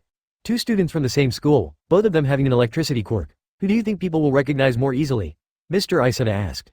Who is the physically strongest of the 2, with a quirk actually adapted for hero work instead of a quirk whose super move stops hearts? He drank more of his coffee while she put into perspective her entire high school experience. He's wrong, isn't he? He is just saying that because he doesn't understand the full situation? She had never tried to compete with Inazuma. At first, it was because she wanted her high school experience to be full of friendship and solidarity. Then, it had been because she knew she didn't stand a chance. If you're reduced to talking with me about your problems, I can only assume that your teachers have failed you. Mr. Isuna spoke the truth and nothing but the truth. People in authority do have a tendency to forget their responsibilities when it's inconvenient to them. Fortunately, as someone in the hero course, a place where people fall in line with the ones who have the strongest quirk even more than usual, you have a very simple way to make things better for yourself. And what is that? Naru hoped for a real solution. Excel at what you do. This man had the audacity to say like it was easy. Prove that you aren't just a victim but someone worth investing in. People will always compare the 2 of you, and once they realize that they might have been backing the wrong horse, they will stop antagonizing you. It's human nature at its finest. Your teacher, especially, won't want a potential alumni to badmouth his teaching methods. Naru opened her mouth to gently explain to him that it was easier said than done. She closed it as she realized that she hadn't exactly been giving her all in her classes until now. Not when she was investing so much of her energy into being unnoticeable, in the hopes that things wouldn't get worse. What if I fail? She quietly asked. Can your situation get any worse? He asked back, a note of mockery in his voice. What if they hate me even more? Until now, the face of her interlocutor had stayed pretty neutral. A hint of a smile here, some light mockery there, a glimmer of interest, but nothing more. Naru appreciated that. Hesitation, doubt and the awkwardness of not knowing how to answer would have paralyzed her. It was why the pity she saw on his face hurt her so much, shocking her to the core. Oh my dear, they did you a disservice, he said softly. They taught you to be less than you are. Naru became eerily still, the words resonating with something inside her. They taught you to shrink so others wouldn't feel little. They taught you to muzzle yourself so others wouldn't feel threatened. They taught you to be weak and tame, and worse, they lied to you and claimed that it would make the others accept you when we both know that it never changed a thing. It just taught the people who should have feared you that you are prey. So tell me, Serrano Naru, why bother to continue? Naru couldn't breathe, pinned down by his sheer presence and the realization that maybe, just maybe, she had wasted most of her life trying to please people who would never accept her. She tried to think outside of those words, feeling the sheer force of his man's will rewriting how she perceived the world and her life. Her saving grace came in the form of a waiter who made a little, wow, sound as he looked at the TV in the corner of the cafe.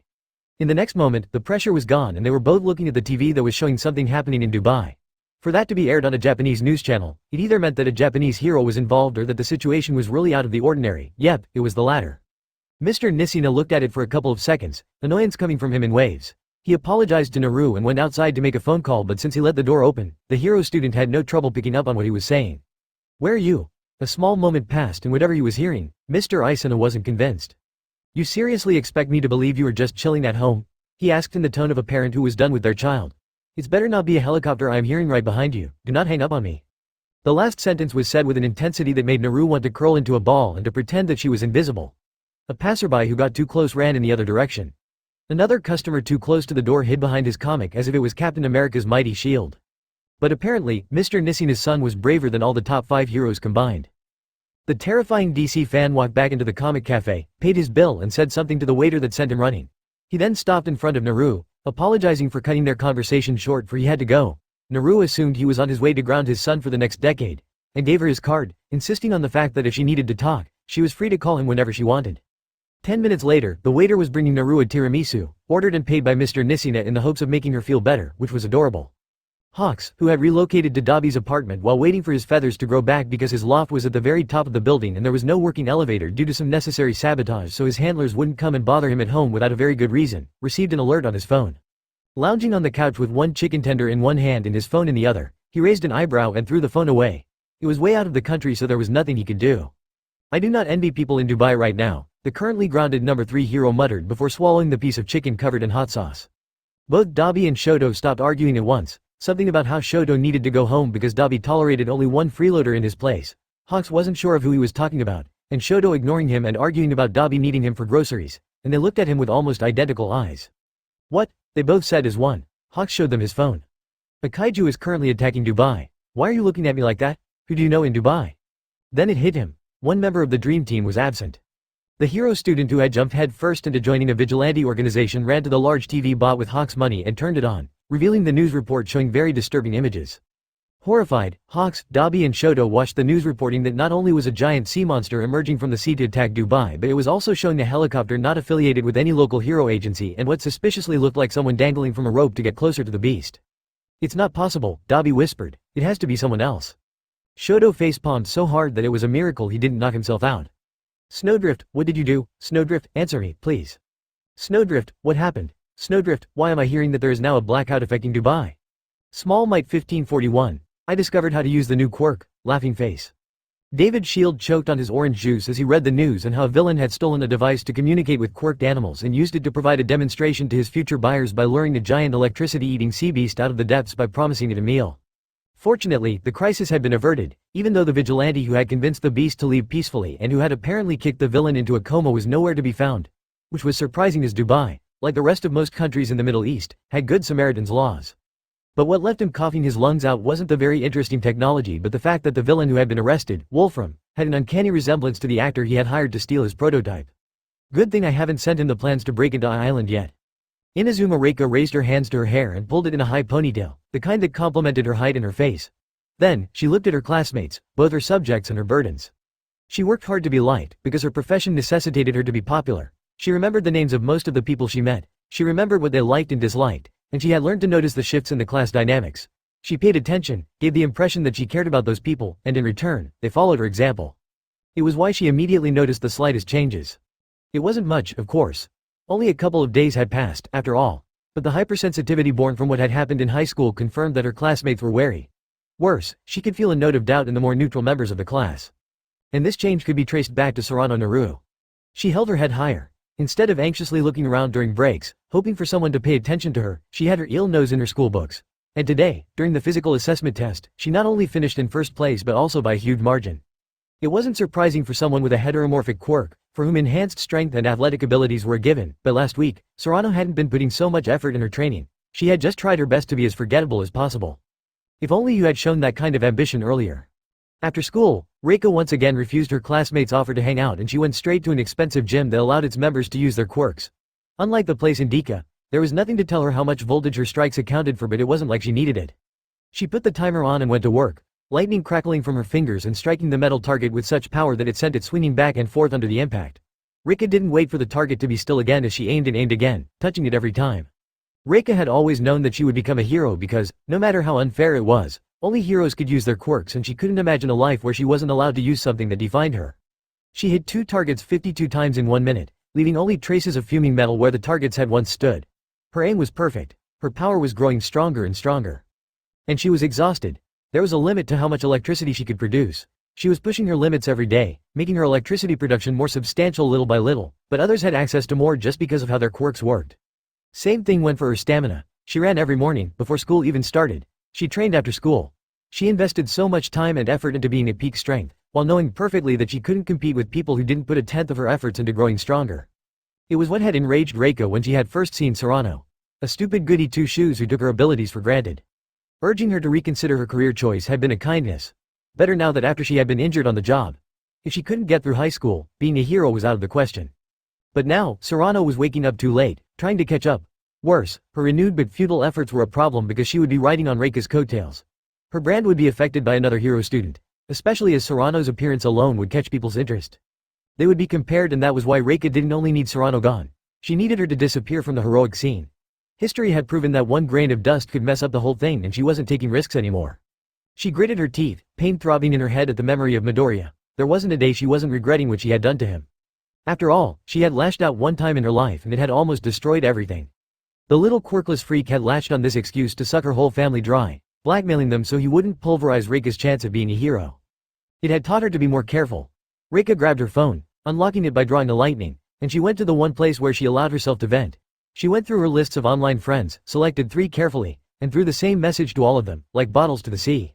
Blue lightning, there is this person. She could harm my future career with her antics, and I know that she will crash and burn eventually, so technically, I don't have to put my foot down. I could just let her end in her mediocrity, but I would have to live with that for years. Or I could end it in one move, at the risk of passing for the bad guy. What do you think? Since she wasn't the kind of person who kept their eyes glued to their screen until someone answered them, she left her phone and trained some more, blowing some steam and anger and sheer annoyance. When she came back, she had received an answer and it was from someone who had really helped her those last couple of months. Dumas. Sometimes, to succeed in life, you have to be ruthless. Don't let anyone stand in your way or you will regret it your whole life. Of course, this simple message wasn't enough to convince Reika to take a decision. She might bend and listen to advice, but in the end, she was the one who decided. She considered her options as she walked home, her mind more focused than it had been in the last week. She came to the decision on her own. Serrano had to go. Reika had the means to get rid of her. Waiting would only lead to more problems in her life. She had many friends who could help her, even if they weren't fully aware of what she was asking of them. Susanna, though, wouldn't hesitate to help her kick Serrano out of their school. Her first idea was to frame her for theft. It would be child's play to find someone else's phone or jewelry in Serrano's bag. But theft wasn't enough to be immediately expelled. On Friday, Naru almost had a heart attack as Inazuma of all people told her that they needed to talk and asked her if she didn't mind meeting her on the roof after classes. Naru explained that it was her turn to clean the class, but Inazuma told her that she didn't mind waiting until she was done. She spent the rest of the afternoon vaguely anxious but also hopeful. Inazuma had been slightly smiling and had talked to her nicely. The simple fact that she had stopped ignoring her was already huge in itself. Wasn't that the sign that things were getting better? That maybe Inazuma wanted to bury the hatchet? Reika waited about 5 minutes before she admitted to herself that she had no intention of waiting an hour on the roof with the sun pressing on her and threatening to make her melt in a puddle of potential and talent. She fled the sun and the school altogether, crossed the street, walked into a store, and bought an ice cream in order to help her wait. As she walked out, fighting with the packaging to get access to the iced treat, she saw the man going from the opposite direction too late. Despite his height, and they bumped shoulders, their naked arms brushing against each other and the ice cream almost escaping her hands. "Sorry, sir." She caught the ice cream in extremis. It's my fault," the man wearing the fedora said. "I apologize." Reika had just finished her ice cream when she heard Serrano running up the stairs, so eager to meet her that walking simply wasn't enough. She emerged from the staircase and was still half running right until she stopped in front of Serrano like an overeager puppy. "Sorry for making you wait," Serrano apologized. "The other girl that was on cleaning duties got hurt during training this morning, so I told her that I didn't need help and it took longer than usual." "No problem," Reika assured her. "I will be quick, I just had to tell you something."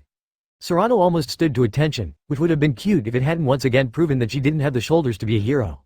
So she took a single step to breach the distance between them and she told her the truth no one had the mercy to offer her until now.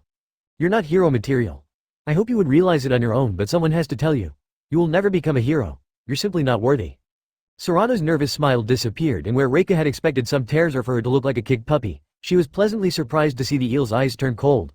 Tension left her body as she looked at Reika, something akin to a warning coming from her. Reika was almost proud of her. "That's not for you to decide," Serrano said. But she didn't leave. She could have walked out and decided not to pay attention to what Reika was saying.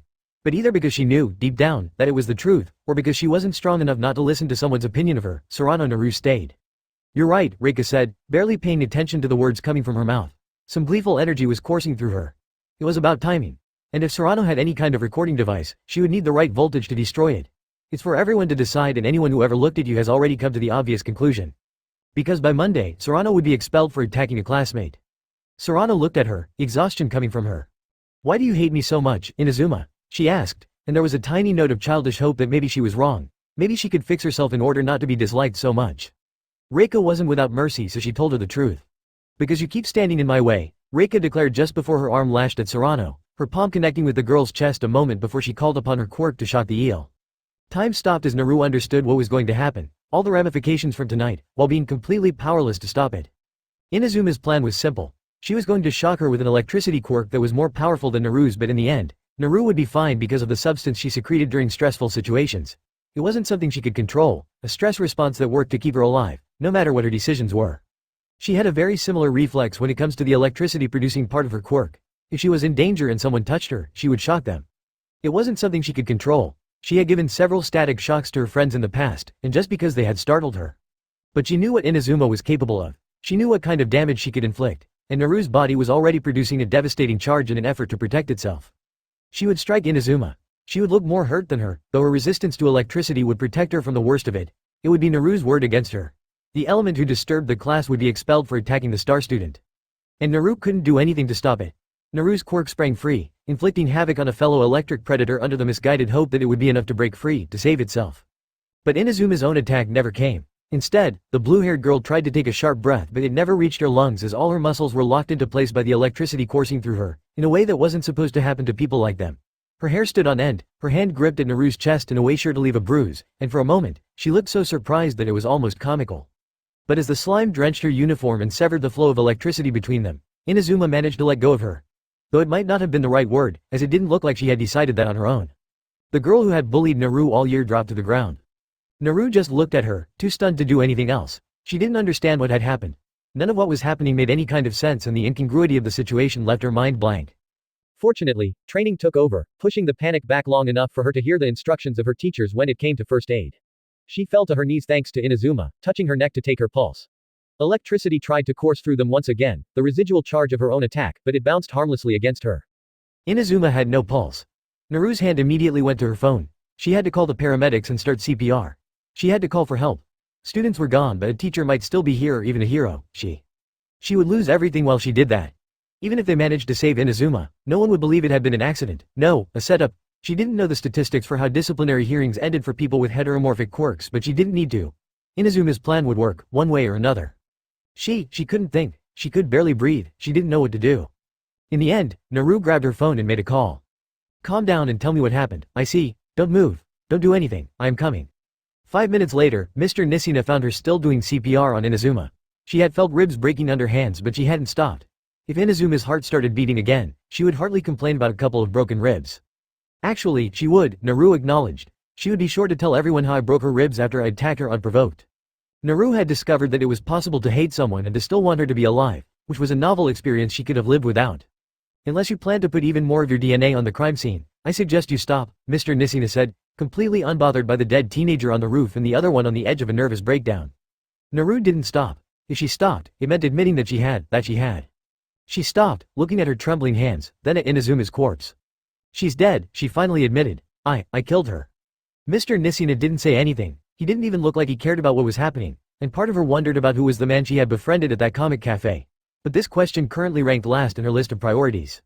I had to tell someone. I had to call the police. I had to explain them what happened. If you do that, your life is over. Naru gritted her teeth, refusing to admit it. She wished she had it in her to be horrified about Inazuma's death itself. She wasn't nice, she was cruel and petty, but it was still a life wasted. And yet, no one will believe in my innocence, she said out loud, her voice strangely flat despite the despair at the sheer unfairness of the situation raging inside her. They will think I'm a villain.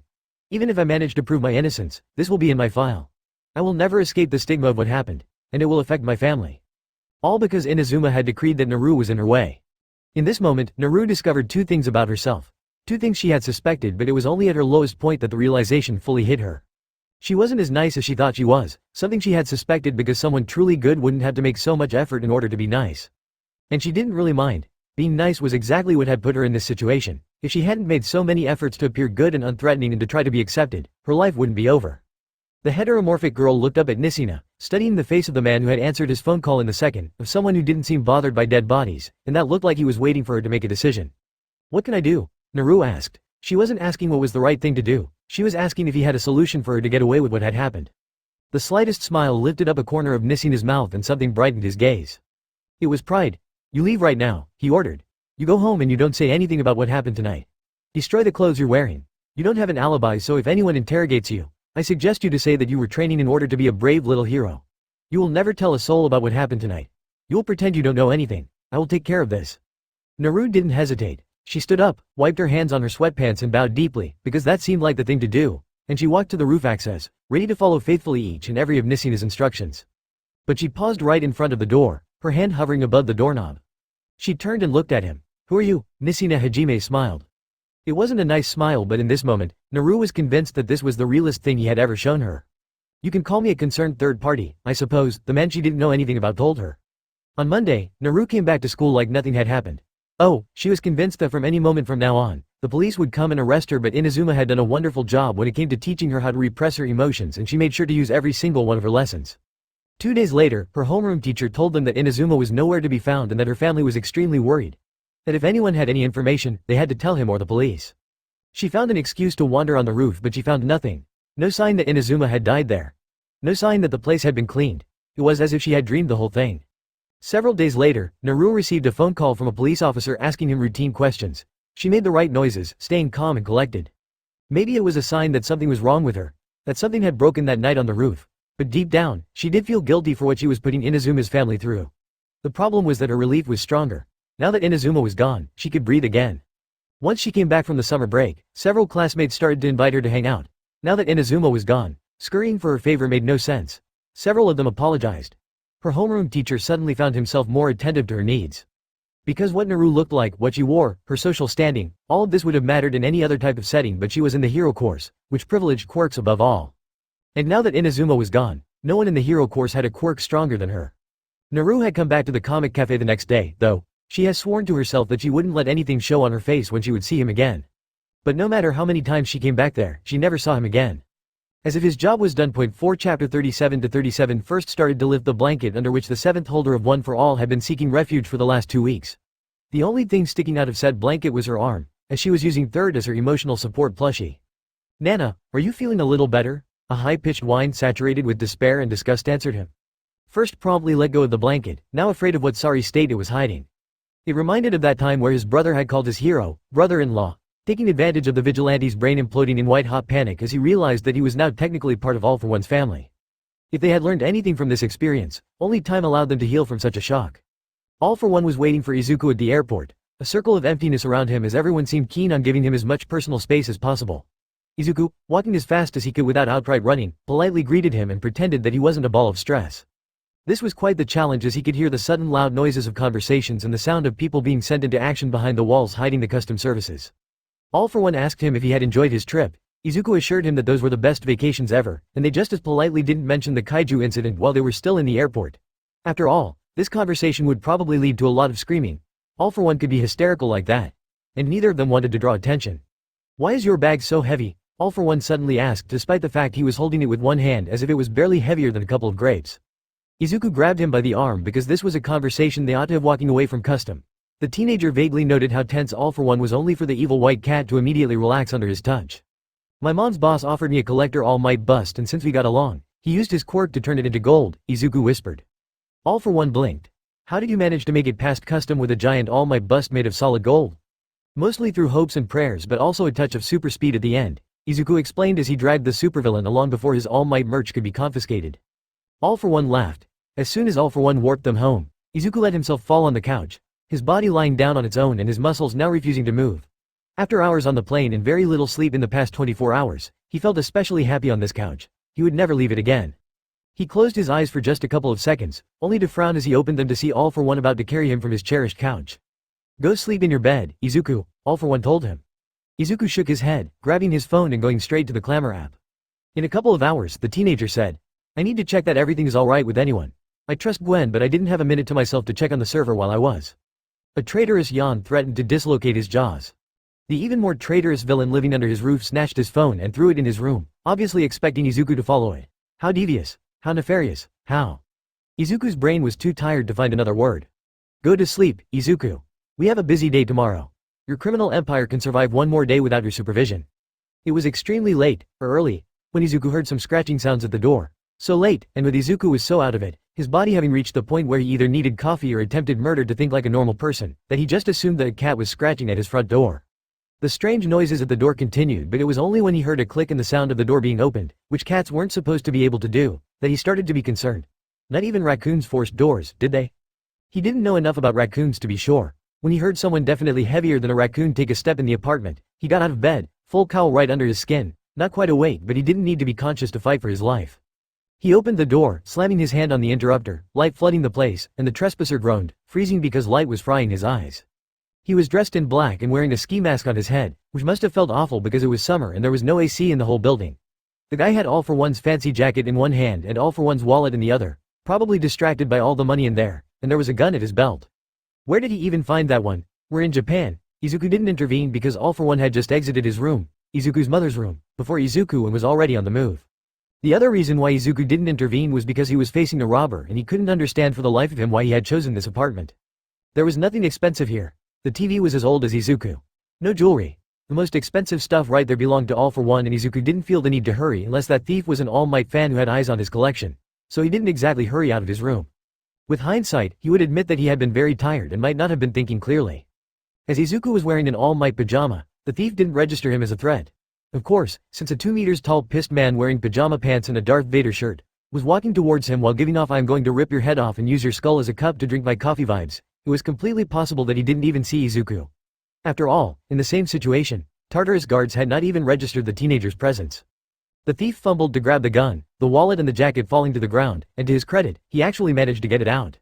Right before All for One broke his arm in two places, the bones sticking out.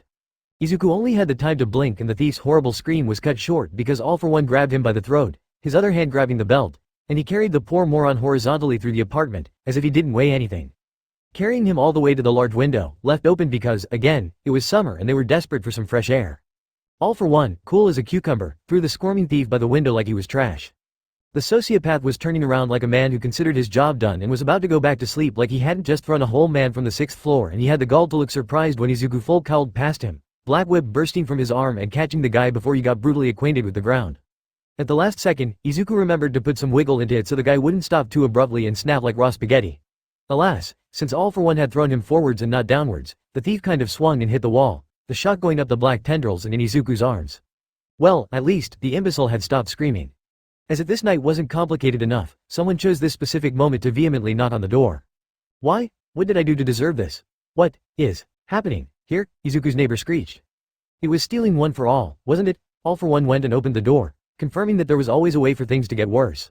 I would love to know that, he barked at Ms. Takahashi, the elderly neighbor that was supposed to keep an eye on Izuku for his mother and that he hadn't seen in months. Izuku hadn't been heartbroken about it. Why are you banging at my door in the middle of the night? She probably wasn't expecting an adult man to answer the door because there was suddenly silence, and Izuku could almost hear her furiously wondering about how she had missed that Izuku's father was back, and Izuku would have cringed if he wasn't busy slowly lengthening the tendrils of shadows that Black Whip created. There was a reason why it was called whip and not rope, by the way. Tendrils of dark energy were absolutely not stable. I heard screaming, she said in a little voice, and wasn't that funny how she was never so quiet nor polite with Izuku and his mom. Actually, now that he was thinking about it, she was more about judgmental looks and telling his mom what to do while Izuku's mom was smiling and making polite noises, ignoring whatever was said. Funny how you realize some things with time.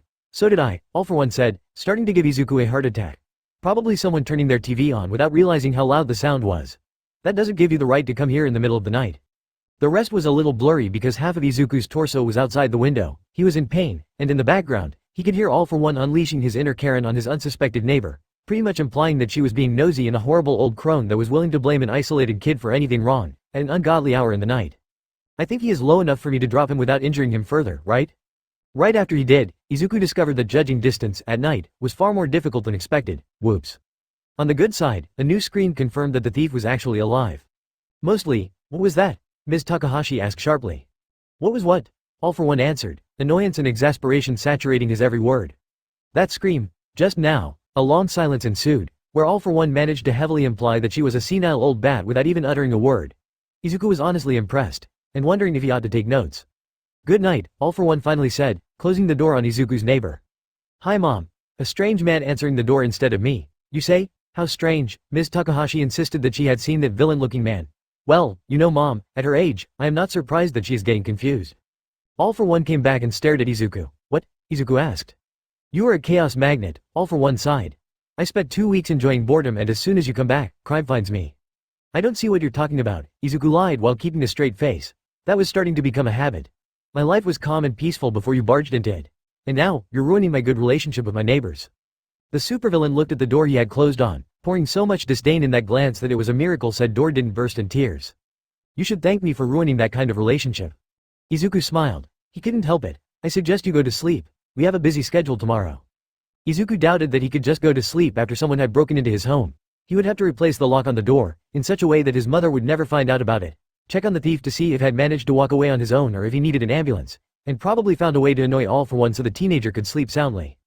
What's happening tomorrow? He asked instead. All for One showed his teeth in what he believed to be a smile. We are celebrating your birthday. Despite being positively exhausted, Izuku made an effort and forced himself to wake up and be somewhat nice despite the homicidal thoughts that invariably filled his mind every day before his first coffee in the morning. The truth was that Izuku didn't like celebrating his birthday. Birthdays were the day where Izuku felt the most alone. Through the years, he had learned not to expect anything from July 15th. When he wasn't with his mom, he didn't bother to celebrate. Even Todoroki didn't know when his birthday was. But when someone was enthusiastic at the idea of celebrating his birthday, he was thankful for the attention and acted the part of someone who enjoyed pretending that life was special on the day of one's birth. He did that with his mom. And he would do that with All for One. At exactly 8 a.m., the supervillain knocked at his door, brought him coffee and a pile of gifts. Izuku didn't open them in his room. Instead, they went to the kitchen table and he methodically unwrapped the green and white paper, which seemed to surprise All for One. I expected you to tear them to shreds, he explained. It made Izuku laugh because there was indeed a time where he did just that, turning gift wrap into confetti. I stopped doing that when I was 6, he remembered.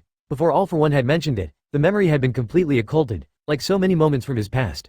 Did your brother also do that? It seemed to surprise All for One, as if he hadn't even thought about his brother at that moment. No, Yuichi was meticulous like you are now, the villain explained. I was the one who never had much patience when it came to unwrapping gifts. Izuku could have been surprised that All for One wasn't constantly comparing to his little brother. To be fair, he didn't have many other points of references when it came to people Izuku's age, but the teenager preferred to put his greedy hands on not one, not two but three sets of comics. Something is killing the children, die, and witches.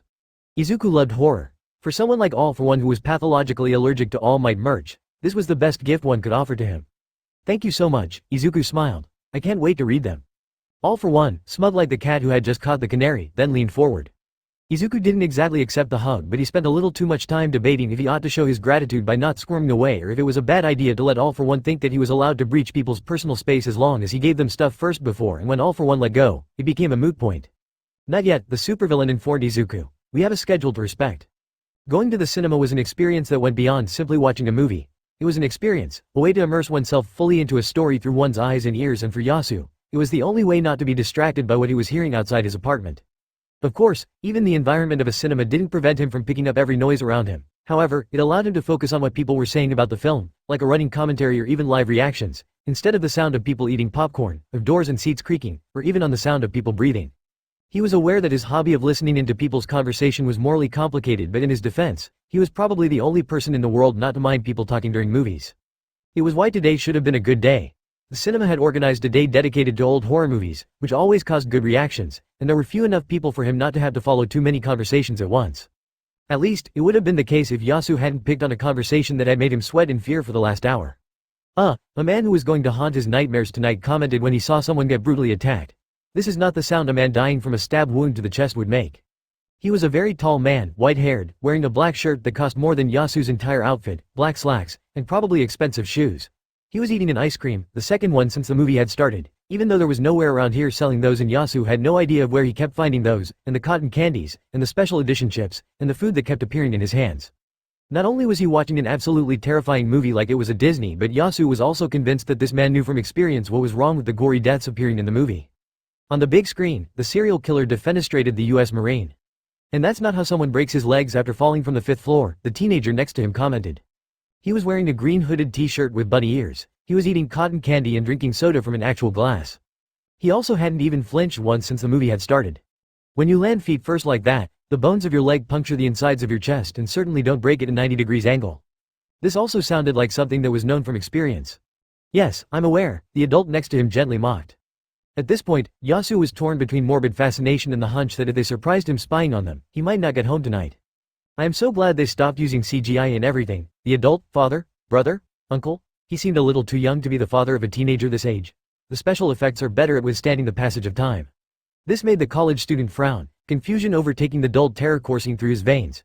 People in the cinema industry had gone back to preferring full special effects about 150 years ago. Snowdrift, I thought that we would celebrate your birthday with the others once I'm back. Small Might 1541, I wasn't planning on celebrating it at all. I was surprised that All for One was so enthusiastic about it, but it was pretty fun. Snowdrift, yes, it's almost as if he has waited a decade to have the occasion to celebrate this birthday. Small Might 1541, you think that All for One is the kind of person to celebrate every occasion? Because it makes sense when one considers his longevity. He has to find a way for the days not to all look the same. Snowdrift, suddenly, I feel exhausted. Small Might 1541. I am sorry to hear that. As soon as you come back, we will do something relaxing, if you want. And I will give your missions for anyone to Inferno and Nuggets. How is the UA summer camp? Snowdrift, on my very first day, a 5-year-old kicked my class president in the groin. Small Might 1541 is typing Snowdrift, but cooking is fun. Lying in her bed, Himiko was playing with her knife while watching the ceiling. She had put star-shaped stickers last week in order to brighten her room, and in the dark, they were glowing red, purple and blue. Her hand was sticking out of the bed and her knife was dancing between her fingers. Twisting and whirling, like it had a mind on its own, but she was its master and had complete control over it. She remembered the time where she didn't have much coordination, to the point where she had believed that she would never be good with a blade. The Himiko from the past could have never imagined she could become so skilled. Usually, playing with her favorite knife would have appeased her, but she couldn't calm down. Her heart was beating like crazy inside her chest and she had to focus in order not to bite her lips. Tomorrow was going to be a good day, an exciting day. Himiko hoped she could meet someone cute. It had been ages since she really had fun with someone. When, are you sure you don't mind? Small Might 1541? No, just give me the address. Dabi opened the door of his apartment. wearing black and ribbed sweatpants and a white shirt too big for him, and squinting at Izuku with open suspicion. Even the bag of groceries Izuku had placed between his PR supervisor and him wasn't enough to deter his glare. "I come in peace," the teenager declared. "Gwen told me that Kurogiri was here?" Dabi snatched the bag from Izuku's hand and stepped away, allowing him to enter his humble abode. Hawks, his wings almost fully restored, was sitting on the back of the couch, which was a surprise because Dabi tended to throw pillows at Mach speed when Shoto or Izuku even considered putting their feet on his couch. The number 3 hero was wearing red shorts, short black leggings underneath, and a sleeveless white shirt. He was trimming his black and sharp nails with a metal file. Izuku had seen several of his model shoots and had never seen anything indicating that Hawks had talons instead of regular light-colored nails, which was interesting enough. "Hello, Yami." The winged hero warmly greeted him. "How is Dubai?" "I have no idea of what you're talking about." Izuku's voice trailed off as he looked at a life-sized statue of Fat Gum in the corner, with what suspiciously looked like a Fat Gum hoodie that could fit the hero. The fanboy in charge of half of his decision process understood the need to grab merch from a hero and could hardly throw them the first stone on that one. The annoying part of keeping him alive was calculating the probability of having another pro-hero with a vendetta against his organization. Before he could ask what those animals had done in his absence, Kurogiri emerged from the room in the back, wearing jeans, a t-shirt with a cat on it, and fuzzy purple cat slippers. His hand disappeared for a moment and when it reappeared, he was holding a bottle of orange juice. When Nagisa had told Izuku that Kurogiri was at Dabi's, he hadn't realized that just like Hawks, the barman had practically moved in. Hawks was here because after All for One had burned his feathers, the pro-hero was literally grounded until they grew back. And he probably enjoyed messing with Dabi, hence why he had decided to stay here instead of in a hotel. But for the rest, "What happened to all of you?" the teenager asked. "Your roommate," the 3 of them answered at the same time. Izuku should have seen it coming. When something went wrong around him, it would usually be traced back to the immortal mass murderer that prepared him pancakes. The actual members from his organization were unwilling to explain what All for One had done, but fortunately, the mole who intended to destroy his organization from the inside had more incentive to be helpful. "All for One is terrifying and apparently became worse when you weren't here to act as a buffer with common mortals, so we all abandoned the bar and sought refuge here," Hawks explained. Izuku considered the fact that All for One had been so unbearable in his absence that Kurogiri, who was his closest coworker and almost a friend, had fled his own bar. He soon decided that it wasn't his problem and that trying to understand what was going through All for One's head would finish to drive him insane. Kurogiri gave him the USB key that Nagisa has sent Izuku pick up. She didn't want to bother the bartender during his day off, but she didn't mind making Izuku run errands, and retrieved the generator he had hidden in Dabi's closet, behind the water bottles. "Stop hiding bullshit in my apartment," Dabi growled as he finished putting his groceries in the fridge.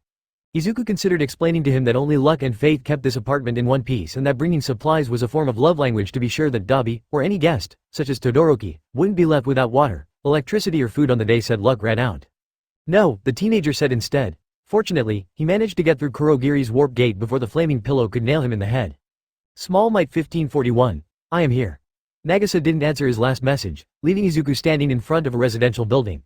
One of the recent ones, perfectly built to accommodate any kind of quirks, which indicated that money wasn't a problem for whoever Izuku's favorite hacker was at. Maybe it was a family member. The Ginkumos were specialized in civilian clothes for pro-heroes and anyone who enjoyed bulletproof and mostly quirk-proofed stylish outfits, making the entire clan comfortably wealthy. It was a gated residence with a large courtyard, but jumping over the fence wasn't a problem for Izuku. His phone in hand, he started to look for the apartment whose number Nagisa had sent him earlier. "Dango," someone called. "Dango, come back here." But Izuku, now on his guard and listening intently, heard the unbridled cavalcade of little legs in the stairs, and soon, a corgi appeared in his field of vision. The dog, absolutely adorable, had a big doggy grin on his face, obviously delighted at his newfound freedom and not caring one bit about his master's desperate cries for him. Until he noticed Izuku, at least. Stealing one for all had come with several inconveniences, such as the symbol of peace probably cursing him every day, the bone-breaking problem and a stalker fascinated with his quirk, but the most surprising one had been how animals now deeply distrusted him. The corgi was no exception and he froze when he saw Izuku, completely canceling his momentum and looking at him with open suspicion. Izuku looked at those adorable brown eyes and his adorable sausage-shaped form. His body moved on his own. The next thing he knew, he was on one knee and was making PSS noises in the vain hope that the dog would accept to be petted by him. He could have said that he had lost all dignity, but to be honest, when adorable fluffballs were involved, he had none. Big dogs tended to growl at him, but small dogs believed themselves to be invincible, so Dango, obviously aware of his superiority, descended the stairs and sniffed Izuku's hand. For a moment, the teenager could have sworn that he saw confusion on the dog's face, but all of it was forgotten when the puppy licked his hand. Izuku had negotiated some back rubs when the master of the beast arrived, one foot shoved in a sneaker, the other still in an All Might themed slipper. He had short white wavy hair, was dressed in a comfy outfit, and he was familiar. A moment later, a spider-headed woman dragged herself in sight, obviously out of breath and dressed in black shorts, a magnificent white lace top with a long train and matching fingerless gloves. For Nagisa, this was considered a casual outfit. "I'm sorry," she said to the man Izuku had met during a march. He wasn't aware that they knew each other. "I had no idea you would dash out as soon as I opened the door." "Yes, Dango is fast, don't I know you?" He smiled at the teenager. Izuku found himself returning the smile, truly delighted. The teenager had known this man for barely an hour before he had been forced to flee from the march. He didn't even remember his name. But he did remember how much he had gotten along with him, even if it had been for the briefest of times, and meeting someone he hadn't expected to ever see again was a beautiful surprise. "Ah, look at that." Banjo poked her in the arm, repeatedly. "Both of your grandsons are spending time together." Nana, seventh holder and grandmother, watched carefully what was happening. She wasn't worried for Tenko, but she committed every detail to memory. After all, it has been so long since she had seen her first grandchild. Izuku had only planned to give Nagisa the USB key and to be on his way, but he was promptly invited by Shimura Tenko, adopted by a bunch of college students who proceeded to feed him, and somehow, someone shoved a game console in his hands. Torn apart between being intimidated by those young adults, people who were in college and who had their lives together, and the need not to look too pitiful in front of them, Izuku did his best to win at Might Cart. They destroyed him. The All Might avatar he had been given was mercilessly pushed down from all the roads, when he didn't drive out there on his own, Izuku having no idea of what he was doing. He was so thoroughly obliterated that if anyone from his organization had seen him, all of his reputation as a fearsome vigilante and as the villain who had ended the #1 hero's legacy would have vanished like a snowball stuck in hell. However, Tenko soon avenged the All Might avatar, leaving everyone, even Nagisa, in the dust. Playing then taking breaks by eating snacks and drinking soft drinks then playing again while everyone was laughing and fake threatening each other turned out to be extremely fun. Nagisa was busy being the uncontested queen of Cheeseland when someone rang at the door. Since Izuku wasn't playing, he walked there with Tenko because apparently, one person was needed to prevent Dango from dashing through the door.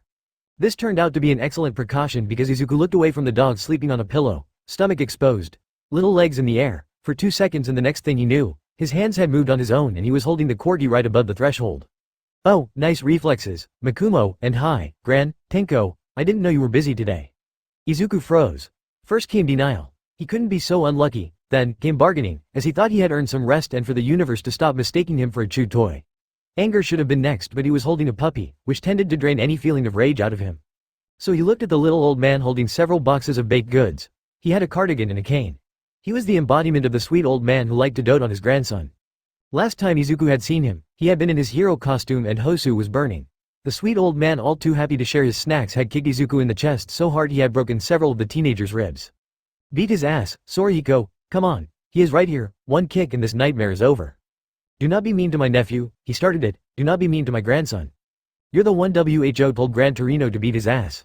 "I can but you can't, it doesn't work that way, Shimura." "She has a point, do not start with me, third. Don't offer him taiyaki, he is the enemy, no, he isn't hungry, there is a supervillain that cooks him breakfast every morning." It's too late, he got fooled by this angel face. Why can't no one look at those chubby cheeks and see the formidable villain hiding behind them? Dropping by someone's place unannounced was generally a breach of etiquette, but Sorihiko hadn't cared much about politeness when he had been young, and now that he was positively antic, he cared even less about it. However, he didn't expect to find Tenko with company and was willing to drop the cakes in his fridge and leave until his friend's grandson insisted on him staying. A good man would have shaken his head and left. But Sorihiko was who he was. Staying among a group of guilty-looking college students who were now scrabbling to hide that they had been drinking alcohol and insulting each other while playing video games was positively hilarious. Those clever kids promptly sacrificed the youngest member of their little pack, probably someone's little brother, throwing him at Sorihiko so they would have the time to hide the bottles of beer and anything incriminating. Those were good friends, so Sorihiko indulged them and focused on the kid who looked supremely uncomfortable, hanging onto his glass of iced tea like it was liquid courage. "Oh, so you want to become a quirk analyst?" Sorihiko gently teased the child. "And here I thought kids your age all wanted to become heroes." To his surprise, Makumo took some time to consider the question. "I wanted to be a hero when I was younger, but this is a difficult career," he admitted. "There was a point where I had to think about my future and to be honest, I couldn't see myself being a hero. So I tried to find something else, something that would make me happier." How insightful for a child so young.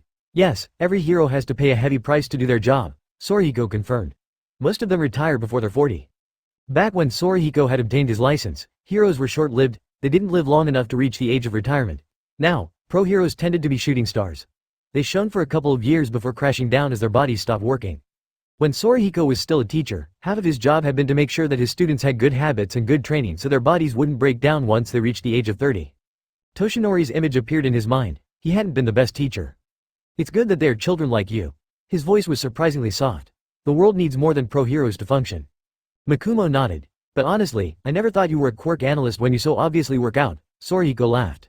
It might not have been visible for someone who didn't have a keen eye, but the boy moved extremely well for an awkward teenager, and his clothes didn't manage to completely hide how fit he was, in such a way that he could have easily blended with a crowd of hero students. Makumo violently blushed and started to stutter about how he wasn't a quirk analyst yet and how he had a gym membership.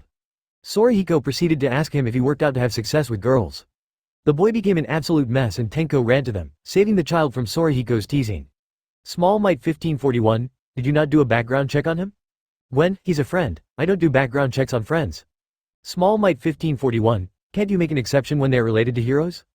When, you're really ungrateful for someone who was thanking me just yesterday for once again preventing his pet sociopath from getting into his server.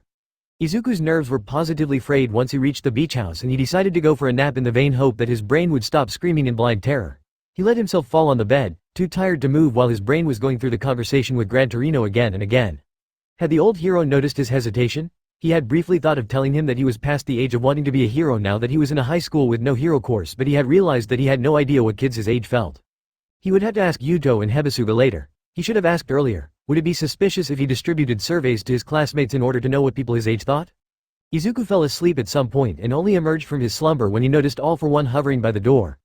The supervillain said something to Izuku, but the teenager only managed to grunt some noises back at him, so All For One put the blanket back on him and left.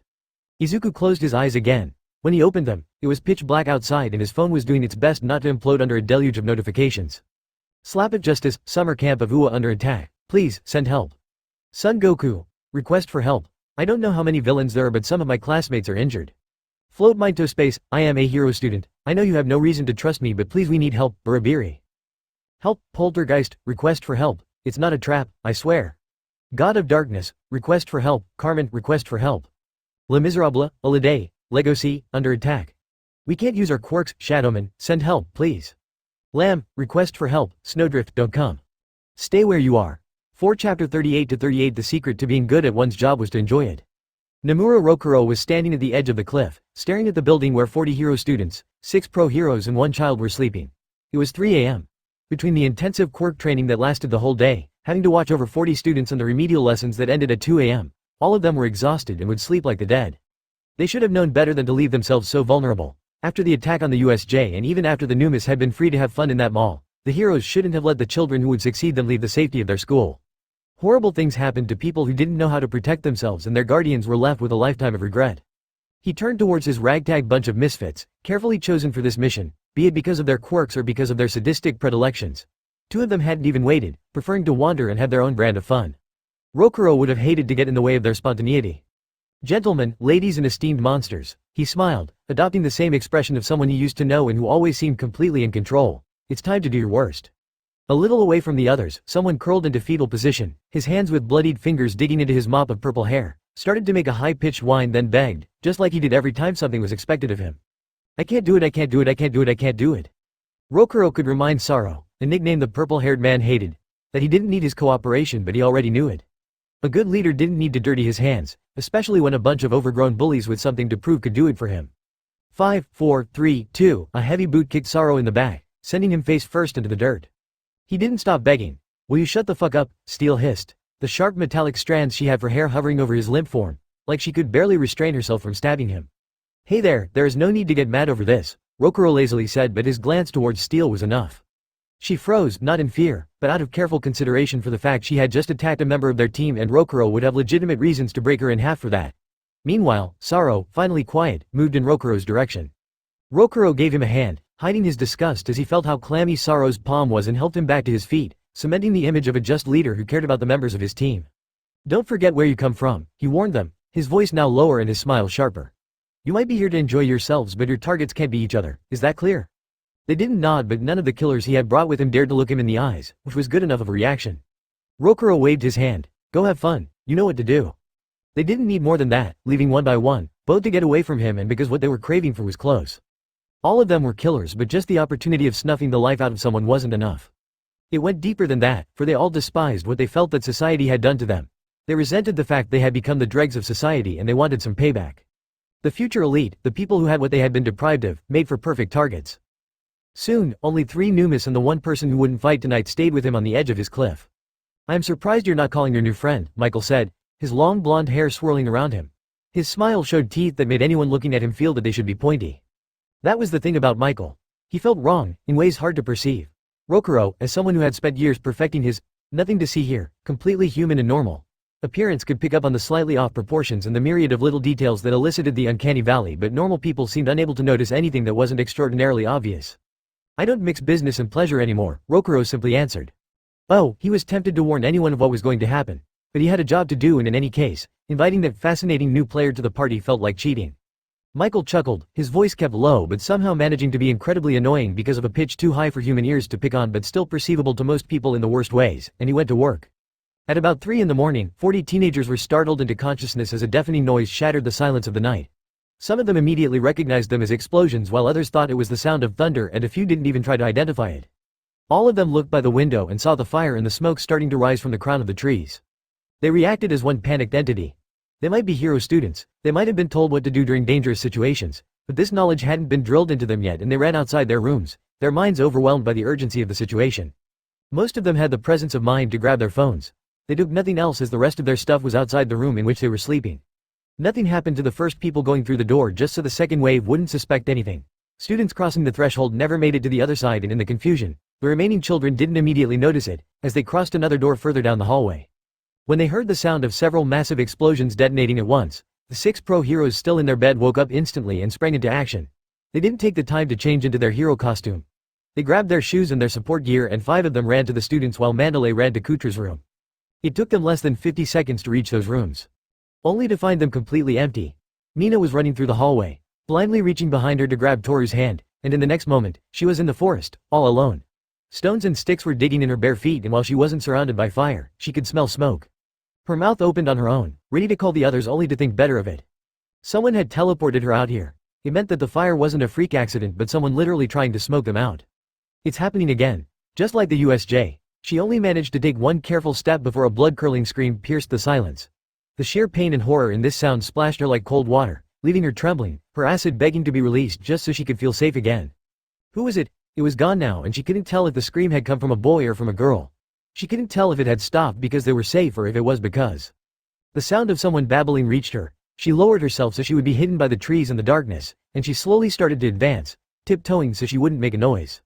She quickly saw him. Not a student, but he didn't look like a villain either. He looked like a normal man, kneeling on the ground, his face hidden by his arms. If she had seen him during the courage test, she would have bravely screamed, "That's a ghost," and ran in the other direction. 2 contradicting thoughts crashed inside her man. He was either a villain and this was a trap, or he was indeed someone who needed help, and avoiding him meant leaving him at the mercy of whoever had brought her in the woods, of whoever had made someone utter this blood-chilling scream. He had to be a villain. There was no reason for him to be here except for that. But what if I'm wrong? She was still wrestling with her doubts when she heard the whoosh sound of something sharp cutting through something dense, then the sound of a tree about to fall on her. She jumped on the side, turning while she was still in the air. A tall woman wearing dark camos, a black tank top and combat boots, was standing among what remained of the trees. Her hair was impossibly long, each strand metallic and way too sharp to meet his taste. The tree that could have crushed her fell with a loud noise, making the sobs of the man in the middle of the road louder. The woman winked at her, and the thin filaments that constituted her hair struck at Mina. The hair was fast, but Mina's reflexes were better, and she had just spent an entire week making her production of acid faster, better, stronger. She didn't leave the villain a chance as she produced and propelled her acid. Horrible pain bloomed all over her body. Pain so intense and so alien that no words could describe it. She screamed and screamed, her mind refusing to comprehend what had just happened. As she was screaming, something pierced the arm she had raised in front of her face in a futile and defensive reflex. This pain was so inconsequential compared to the rest that she barely noticed it until the hair hooked and started to drag her towards the laughing villain. Minoru was going to die. At the USJ, he had known this was going to happen, and even if he had somehow managed to survive, his death had been predicted that day. Every breath, every dirty thought, had just been a suspended sentence. He was walking slowly, afraid that his next step would bring him to something horrible. He had one sticky ball in each hand, aware that it wouldn't protect him. He wasn't like Todoroki and Bakugo or even like the rest of the boys in the class. He didn't defeat bad guys, he just barely survived them. In the end, Minoru was right. His next step did lead him to something horrible. Minoru didn't immediately understand what he was looking at. He saw the blood, of course. He saw the villain that looked like he had emerged from a horror movie, or at least from the nightmare of someone deeply disturbed. But he kept looking and looking, following the sneaker he was seeing, the bloodied leg, and couldn't see which unfortunate classmate had just stumbled in front of a villain. When he realized that he was looking at a cut-off leg, Minoru didn't scream, but only because all the air in his lungs was frozen solid. Still, he raised his hands to his mouth, trying to prevent any sound from escaping it or just to keep himself from throwing up in abject fear. The leather-clad villain grabbed the leg and held it like it was some kind of treasure. He was drooling. Minoru had just managed to hide behind a tree when he started to hear the noises of mastication. Nato had 4 minutes and 30 seconds to find someone. He was running at full speed, but there were only trees and various things on which to trip since he was running in the woods in the middle of the night. None of his classmates were here. He didn't even see anyone from 1A, even though this might have been the only time where he would have been genuinely happy to see them. Because in 4 minutes and 25 seconds, the quirks he had borrowed from his classmates would be gone. Soon, he would be a sitting duck. Nato didn't immediately recognize the still form standing among the trees as a person.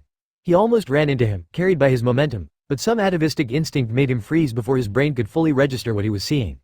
Crimson leathery skin strung out on monstrous muscles that would put Shishida to shame.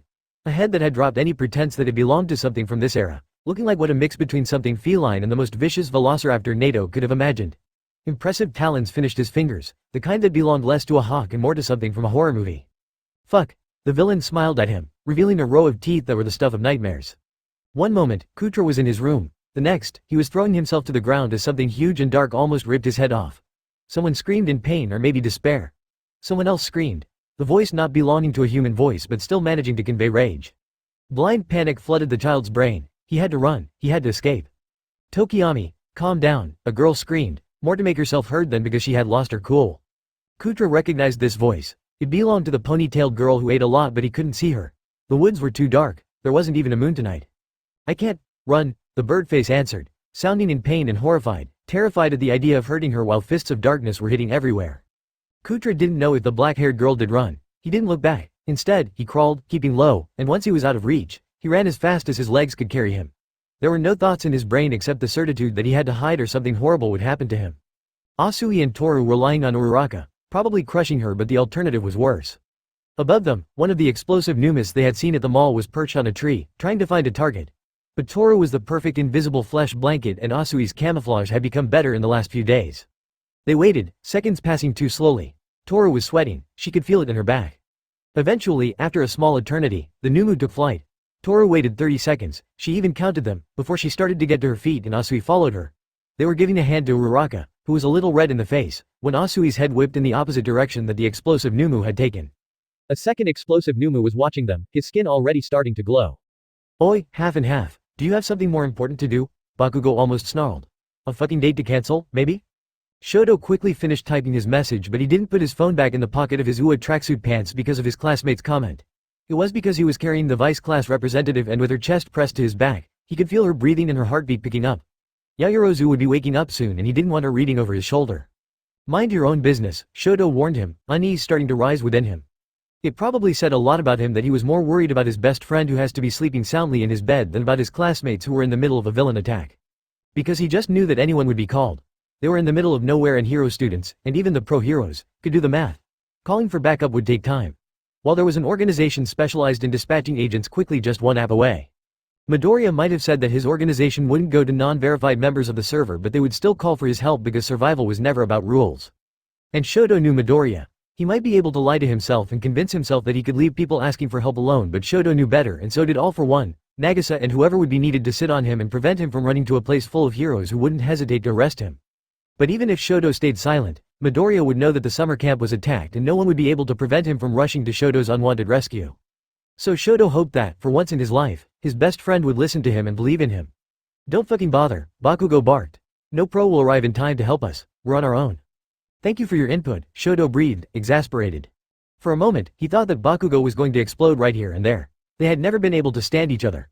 Bakugo hated him because he seemed to hate anyone on principle and Shoto disliked him because he had tortured his friend for 10 years. Shoto would have given his left arm to be Midoriya's childhood friend. To have someone so loyal, so good, with him during the hell that his early life had been. And Bakugo Katsuki had done his best to break him. But Bakugo simply insulted Shoto quietly and kept walking, fuming in silence. The smoke was starting to reach them and the fire wasn't far. Shoto was tempted to do something about it but it would take a lot of ice, which would leave him exhausted, and with such lack of visibility, there was a high probability he would freeze one of his classmates. Instead, he hoisted Yaoyorozu's limp form up on his back because she had slipped in the time he had needed to send the message. They had found Aoyama and her, passed out away from the road, surrounded by the signs of a struggle. Aoyama, who was slung in a fireman's carry over Bakugo's shoulder, started to stir. There was a dark spot of dry blood in his blonde hair. Shoto doubted that he had knocked himself out against a tree while running in the dark so someone had neutralized him. At least, it looked like he would wake up soon and tell them what had happened. Or at least walk on his own. Shoto was quite surprised that Yayorozu wasn't stirring herself or making any movement indicating that she was waking up. People who were asleep or unconscious breathed slowly, their chest rising fully and descending deeply while Yayorozu's heartbeat and breathing had been fast for a while. If he was wrong, he would have to apologize to Yayorozu. Shoto abruptly removed his arms. If Yayorozu had been unconscious, she would have fallen to the ground and probably thrown several invectives at him. Instead, her legs circled around his waist, her right arm around his shoulder, and she hugged him from behind. "You're so smart, Todoroki-kun," she whispered in his ear, giving him goosebumps. Something sharp appeared in his field of vision, so fast that it was blurry enough for Shoto not to know what it was, but it was aiming for his eye. His left side burst into flames. Eager to get some personal space, and Yayorozu got the message, jumping from him with a cry before he badly burned her. Half and half. The vice-class representative was still in the air when Shoto's ice caught her, trapping her until only her chest and head weren't trapped in the ice.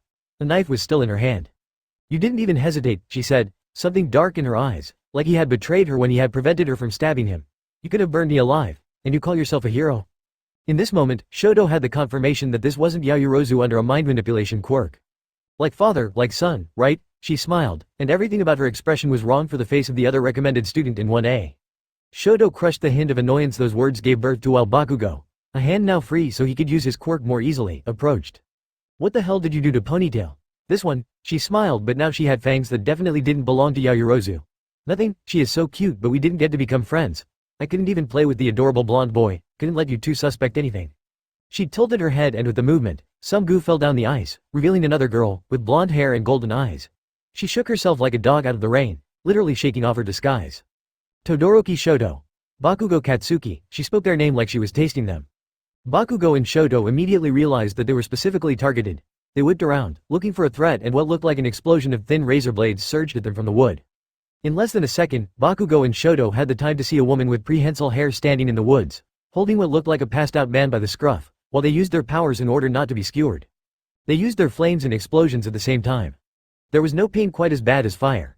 A burn refused to leave its victim, biting into them until they fully healed, and even then, a burn could hurt months later when it was close to a heat source. Shoto didn't remember the pain when his face had been scarred with boiling water. He remembered being in pain, but the sensation itself had been lost to time and to the fog that came with long periods of convalescence. This time, pain didn't spare him. This time, he felt every sensation as his own flames licked his skin, digging into his flesh and bringing something his mind, too used to wielding fire as his, couldn't quite comprehend. Bakugo's scream answered his own as his quirk also turned against him, and he saw him falling to his knees, clutching his broken and burned wrist, a moment before Shoto crashed to the ground, his body seizing. Hisashi was starting to believe that bad luck was contagious. More exactly, he was starting to believe that Izuku's trouble magnet tendencies had rubbed on him, making the simplest plan a mess. He was hovering in the sky, watching quite an impressive fire forest. More exactly, someone had set off multiple fires to create an approximative circle of flames that was slowly but surely trapping everyone inside, including a pro-hero with an extremely useful quirk that he had intended to visit tonight. Somehow, Hisashi doubted that she would be kind enough to stay sleeping in her bed during an attack, so he would have to find her before her quirk was lost to the flames. "I am definitely going to get blamed for that new attack," he sighed. Kurogiri, who was hovering next to him as a dark cloud, started to make concerned noises that Hisashi had learned to associate with one teenage villain about to make his life more difficult. "Yes?" Hisashi calmly inquired. "Get on with it," was left unsaid. "Yami wants to be warped to the summer camp," his warper said as he looked at his phone. Whatever Izuku was typing, it was leaving a trail of notifications. One of the students must have asked for anyone's help. Of course they would. Heroes were so eager to decry anyone when he was eclipsing them, but so prompt to ask for his help as soon as they realized they were out of their depths. "Things would get needlessly complicated if he saw us here," Hisashi reminded Kurogiri. "He does tend to jump to conclusions when I am concerned." Kurogiri nodded. "Yes, he is now asking where you are, and promising consequences if we both are at Snowdrift summer camp." "Of course he would. Warp him far away from the camp so that we have the time to find Ragdoll. And keep an eye out for Snowdrift. Yami would be intolerable if he lost that one." Kurogiri gave him a glance. "Have you noticed you often talk about Yami like he is a toddler who can only be pacified with the right toys? And such an approach never failed me so far." Kurogiri chuckled, only for the quiet laugh to stop abruptly. He tilted his head, considering something, before nodding. "Don't wait for me," he said before disappearing. Hisashi blinked, feeling vaguely abandoned. Then he remembered which pro-heroes were at the camp and that if those new villains had any sense, they would put the priorities on neutralizing them. Kutra only stopped running when he reached his hiding place, deep in the mountains. Here, he was safe. Here, no one would find him. But then it hit him. He was the only one to be safe. Aunt Shino, Aunt Ryuko, Aunt Tomoko and Uncle Yuara. Even the stupid hero students. They were all in the forest and maybe. "Kutra." Mandalay's voice lifted him from the panic in which he was drowning. "If you are near the camp, go back. I can't come to you." Deep down, he wanted to curl into a ball, to hide and not move until someone found him. He had to force himself to move, urging his legs to take one step at a time, until he reached the edge of the cliff and looked at the forest. Any hope of going back was dashed by the vision of a circle of fire spreading through the forest, cutting him from the camp. Worse, it was trapping the people who, unlike Kutra, didn't have the time to flee the incandescent perimeter inside the inferno. If you're too far, find a student and stay with them, they will protect you. They couldn't wait for me. Kutra almost jumped out of his skin as he heard the deep voice, and he turned to see a large figure wearing a dark cloak, looking at the blaze with what could only be qualified as exasperation. How am I supposed to get back in there, now? The man rolled his eyes, his hood falling back to reveal a mask. But Kutra didn't need to see his face. He knew his voice, even though he had only heard it distorted through videos. He had been laughing and saying how he regretted how weak they were. Kutra took a step back. You hear me, Kutra? Mandalay's voice kept ringing inside his head. I am so sorry, Kutra, I don't know where you are. If you're near the camp, go back. If you're not, hide until you find a student and stay with them. Muscular, the man who had killed his parents, tranquilly followed him. It's a nice hat you got there, would you trade it for this lame mask? Kutra couldn't run, no one was coming to save him. Someone fell from the sky. Whoever they were, they just appeared from a dark fog, looking very startled about the absence of solid ground under their feet. A foo sound reached Kutra. Muscular, startled, kinda raised his arms. The newcomer landed in the arms of the man who had killed Kutra's parents. The child couldn't say which of them looked the most surprised about it. There was an awkward moment where they looked at each other, puzzled and obviously wondering how to react. Then the hoodie-wearing creep jumped out of Muscular's arms. The vigilante from anyone, because Kutra watched the news and could recognize their stupid uniform, promptly pretended that nothing embarrassing had happened and looked around. You wouldn't know where I can find the OFA summer camp, would you? Full of hero students? Maybe with some villains here and there? Muscular and Kutra slowly pointed in the direction of the summer camp. The vigilante turned his head and looked at the forest fire that was impossible to breach unless one had the quirk for it or a firefighter gear. The vigilante muttered something that sounded suspiciously like, I'm going to kill that warper. 4 Chapter 39-39. Rokuro tried not to judge people when they were at their most pathetic. He really did. But try was apparently the key word because he always failed. Of course, there was the distinct possibility that he wasn't trying very hard. Hey, Eraserhead, I was wondering, do you ever plan to do something to compensate for your very obvious weakness? Or are you just going to hope for the best and get your head bashed in every time you have to fight someone slightly stronger than you? The Erasure hero failed to answer as the bomber Numu had created a crater in the dirt with his scarred hobo face. His scarf was around the Numu's neck. Rokuro had put it there himself, both to insult Eraserhead and to see if he would fight to the bitter end, if he would try even though he had to know it wouldn't save him. But to his delight, Eraserhead managed to surprise him. The crack his shoulder made as he let the Numu dislocate it pushed aside the Song of the Flames and the chorus of panicked screams further away. Eraserhead managed to jump out of the surprised Numu's hands, his other arm finding its way to the hunting knife at his belt. The knife pierced through Rokuro's ribcage and the hilt almost caved it in, pushed by the weight and the momentum of the teacher. Eraserhead slumped over him, his heart beating madly against the villain while Rokuro's wasn't beating at all. But Rokuro didn't fall, supporting both of their weight. He hadn't even taken a step back. It hurt, horribly, but he didn't care. Eraserhead looked up at him and something close between shock, horror and despair passed over his face when he saw Rokuro's smile. Now, you're trying, the villain purred. His flesh climbed up the knife, swallowing the blade then the hilt. Eraserhead's fingers barely escaping it. The Erasure hero stumbled back, too many blows to the head affecting his balance, and the Numu grabbed him again. Rokuro, the knife now in his hand, made a sign and the Numu kept Eraserhead on his feet. A hand clenched in the hero's hair so his face would be kept upright. I wonder, if I take your eyes, will I get your quirk? Rokuro asked, already knowing the answer. Eraserhead didn't say a thing, only glaring at him as Rokuro passed a hand over the hero's face, scarred like his. The hero didn't say a word as the knife slowly breached the distance leading to Eraser's eye. He didn't beg, he didn't rage. One only knew what a man was made of at the time of their death. Rokuro had killed many people in his life. Strong heroes and ruthless heroes were no different when they realized the end was near, and so many times, he had enjoyed watching them devolve into sobbing messes, begging for mercy. He had also seen cowards and weaklings dying as heroes, protecting someone or facing death with dignity. Rokuro was proud of Eraserhead for being worthy of his title of hero. He would make sure to keep those eyes just to never forget this moment. The faintest drop of blood appeared on Eraserhead's face as the knife barely poked the skin under his left eye. At the same time, the knife fell in the dirt. So did Rokuro's hand. Overclock granted Rokuro perfect mastery over his own time. Almost no one could compete with him when it came to time reaction. Rokuro could strike between two thoughts. A second lasted an eternity for him. But no matter how fast a speedster could get, the very nature of their power made them slower than a teleporter. Rokuro fell to the ground, cut in two pieces by a black warp gate that had appeared through his midsection. Fuck. Shota's vision was blurry and red with blood, which was starting to feel familiar, but it was still good enough to detect movements. He fell, almost saw the Numu being cut to pieces, and he felt hands taking hold of him right before he faceplanted into the dirt, holding him like he was precious and fragile. The asshole, now half the man he used to be, refused to do a favor to the universe and die. Instead, he planted his hand and stump into the ground, 2 additional arms growing from his back, and he crawled like a spider so quickly that he became a blur. His legs were the only thing he left behind, still twitching, heels digging into the ground. It took a moment for Shota to realize that they were trying to get back up. The one who had rescued him must have come to the same conclusion because more black mist appeared through the limbs, cutting them into additional pieces. Shota knew who he was. He remembered that black mist from that insane day at the harbor.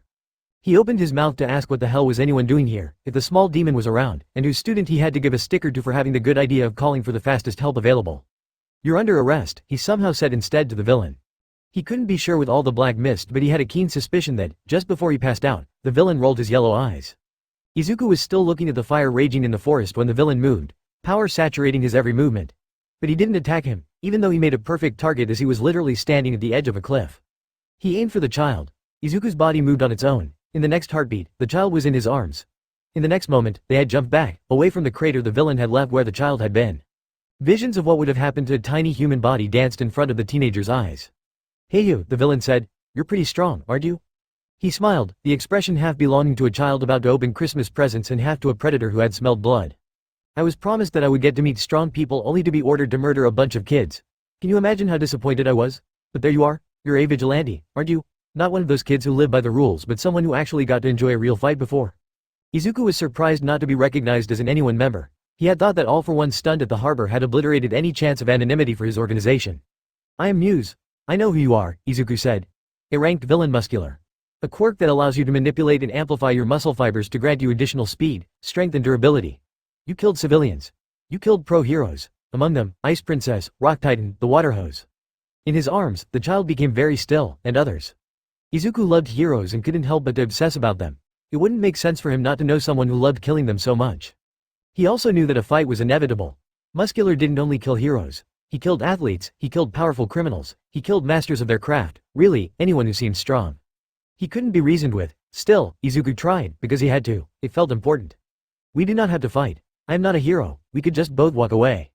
Muscular giggled, which just felt wrong for a man his size, but there was no other word to describe such a manic sound. He raised his arm, raw fiber muscles already appearing on it, and he pointed at the child Izuku was still holding. The child who was barely older than Eri. "This child, whatever happens, I am going to kill him," Muscular promised. "If you leave, I will chase him and you will die. If you fight to protect him, after I kill you, he will be next." Kutra had been furious when the anyone member had offered Muscular to just leave. This was the man who had killed his parents. What was the point of having a strong quirk and being so eager to use it if he couldn't kill that monster so no one else would have to lose the people they loved the most and never see their world shatter? That anger, bigger than him, shed its skin and molted into terror as he realized that Muscular was going to use him as bait to kill the vigilante. That was how heroes died. They sacrificed themselves for others, throwing their lives away in a senseless and never-ending fight. The vigilante gently put him down on his feet. "Everything will be alright," he said like every hero would. "I won't let him hurt you. But I need you to leave. Find somewhere safe." And then, he looked at Muscular, something cold emanating from him. "I won't let him kill me either," he promised. Kutra had heard many empty promises in his life. Adults simply excelled at making them. This wasn't one of them. Muscular's punch almost took Izuku's head off, but it was just a feint. A cheap way to distract him as his other arm almost blew a hole through the teenager's torso. A trap Izuku pretty much fell for, and if he hadn't avoided it by the skin of his teeth, he would be incapacitated, then dead because Muscular wouldn't have stopped punching him until he was a red meaty puddle on the side of the mountain. The truth was simple. Muscular was better at hand-to-hand fighting than Izuku. He had fought for longer than him. Worse, he had experience fighting people this way while Izuku was more specialized in identifying people's quirks and making strategies to end the fight quickly. "Come on, dance faster." Unlike Muscular, the teenager couldn't walk away from one of those punches. It would break him. Being incapacitated meant death. Electricity surged under his skin, begging to be used, and despite Izuku's utter repugnance at electrocuting a human being, he knew this was the best course of action. But the conditions weren't right and he couldn't use the quirk for now. So he did what Muscular asked from him and danced around him, punching and kicking when it was safe to, and every time he did, Muscular laughed and hid back, never where Izuku expected it. He mocked him, announcing to the world that he was telegraphing his moves and was utterly predictable. Frustration bit into Izuku when Muscular saw it, mocking him even more for it. He started playing with him, slapping him around, and even if no blow came into direct contact with Izuku, he now perfectly understood why Todoroki was making that kind of face every time he was hit by an air blast. Muscular moved in for the kill, or at least for something extremely painful. He didn't expect whips of pure darkness grabbing and blocking his arm. Izuku was faster than him, both because Muscular's quirk couldn't stand the comparison with One for All and because he simply had less mass to move around. He used the half-second of immobility to jump on Muscular's back, Black Whip wrapped around the killer's throat, strangling him. Such an interesting quirk. A muscle enhancer that didn't hide any other secret, or Izuku would have seen them during their sparring, but which was used magnificently. However, it came with a price. The more muscles one had, the more they burned through oxygen. Izuku wasn't all that great when it came to hand-to-hand fighting. He was however excellent at identifying people's quirks and finding their weaknesses. Muscular had a fighting instinct comparable to Katsuki's and immediately fought against it, muscles growing on his neck to try to fight Black Whip and to keep it just away enough for him to breathe, but Izuku didn't have only Black Whip. He was strong. He anchored his feet on Muscular's back, throwing himself back with all his strength, so sheer physics made the tendrils slowly but surely cut through the layers and layers on Muscular's throat.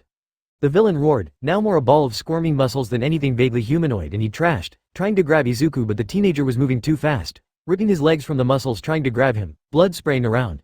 He tried to make Izuku fall, then threw himself into the mountainside, trying to crush Izuku, not caring that he had to hurt himself in the process. But Izuku hung on because he knew what would happen if he let go. Muscular would kill him, then he would kill the child. The simple fact that he had delayed him might mean someone from UA had already died. Maybe one of the people who had begged for his help despite knowing that anyone wouldn't intervene. Maybe Todoroki himself. Izuku also knew that he couldn't incapacitate Muscular. All Might could. All for One could but wouldn't. Soon enough, Muscular would pass out, but when Izuku would stop strangling him, it wouldn't take that much time for him to regain consciousness. He would walk out and find another target. Muscular was getting weaker, his muscle fibers breaking more easily under Izuku, but he wasn't less ferocious, on the contrary. The perspective of losing had made him more dangerous, and Izuku knew that if he let go, if he didn't stop putting all his strength in Black Whip, Muscular would free himself and kill him. Joy was emanating from Muscular, for he was grateful that Izuku was giving him a good fight, and the teenager had no doubt that once he stood over his cooling corpse, before he chased the child again, he would still be grateful to Izuku. It felt so strange to observe, for Izuku didn't feel anything close to it. Instead, his world was cold and simple. Izuku twisted the whips in his hands with all of his strength. Bones crunched with a dry pop. Muscular went limp and fell face down, his head jutting at an odd angle. Izuku stumbled forwards as his body reacclimated himself to the lack of strain. He took a couple of steps back to better circle around Muscular, looking at his face that looked strangely surprised. The teenager grabbed Muscular's corpse by the back of his cape and dragged him to the edge of the cliff, where a blazing inferno was waiting. It became Muscular's pyre. Anyone found Kutra with such ease that it was confirmation that his hiding spot wouldn't have stopped Muscular from finding him. Anyone, and the child knew that he was anyone because who else would be strong enough to take Muscular down? Knelt, one knee in the dirt, but didn't approach. You're safe. I called the police and told them where you are. They will come and pick you up soon enough. Kutra didn't move from his hiding spot, in the hollow place of a tree. Is he dead? He asked instead. Anyone hesitated, nodded. Kutra wasn't sure how he felt about that. He ought to be happy, but instead, he just felt small and would have wanted nothing more but to hide in his aunt's and uncle's arms. And he also felt something about the vigilante being here, in front of him, but he didn't know how to begin to explain it. But he needed to say something, and his family and even the other idiots were still trapped there, with people wanting to kill him, so he spoke anyway.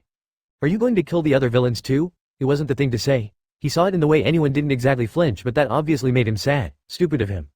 I don't want to kill them. I am just here to rescue the people trapped in the fire, anyone said, and he didn't actually sound sad. More pensive. That's why I'm here. Do you know those mountains? Do you know a quick way to get to the camp? Those mountains were Kutra's playground. Of course he knew. He explained it, forcing the vigilante to repeat what he had said to make sure he wouldn't get lost on his way to rescue everyone. It was the only thing he could do to help, so he had to do it right. The vigilante started to leave. Kutra couldn't let him go.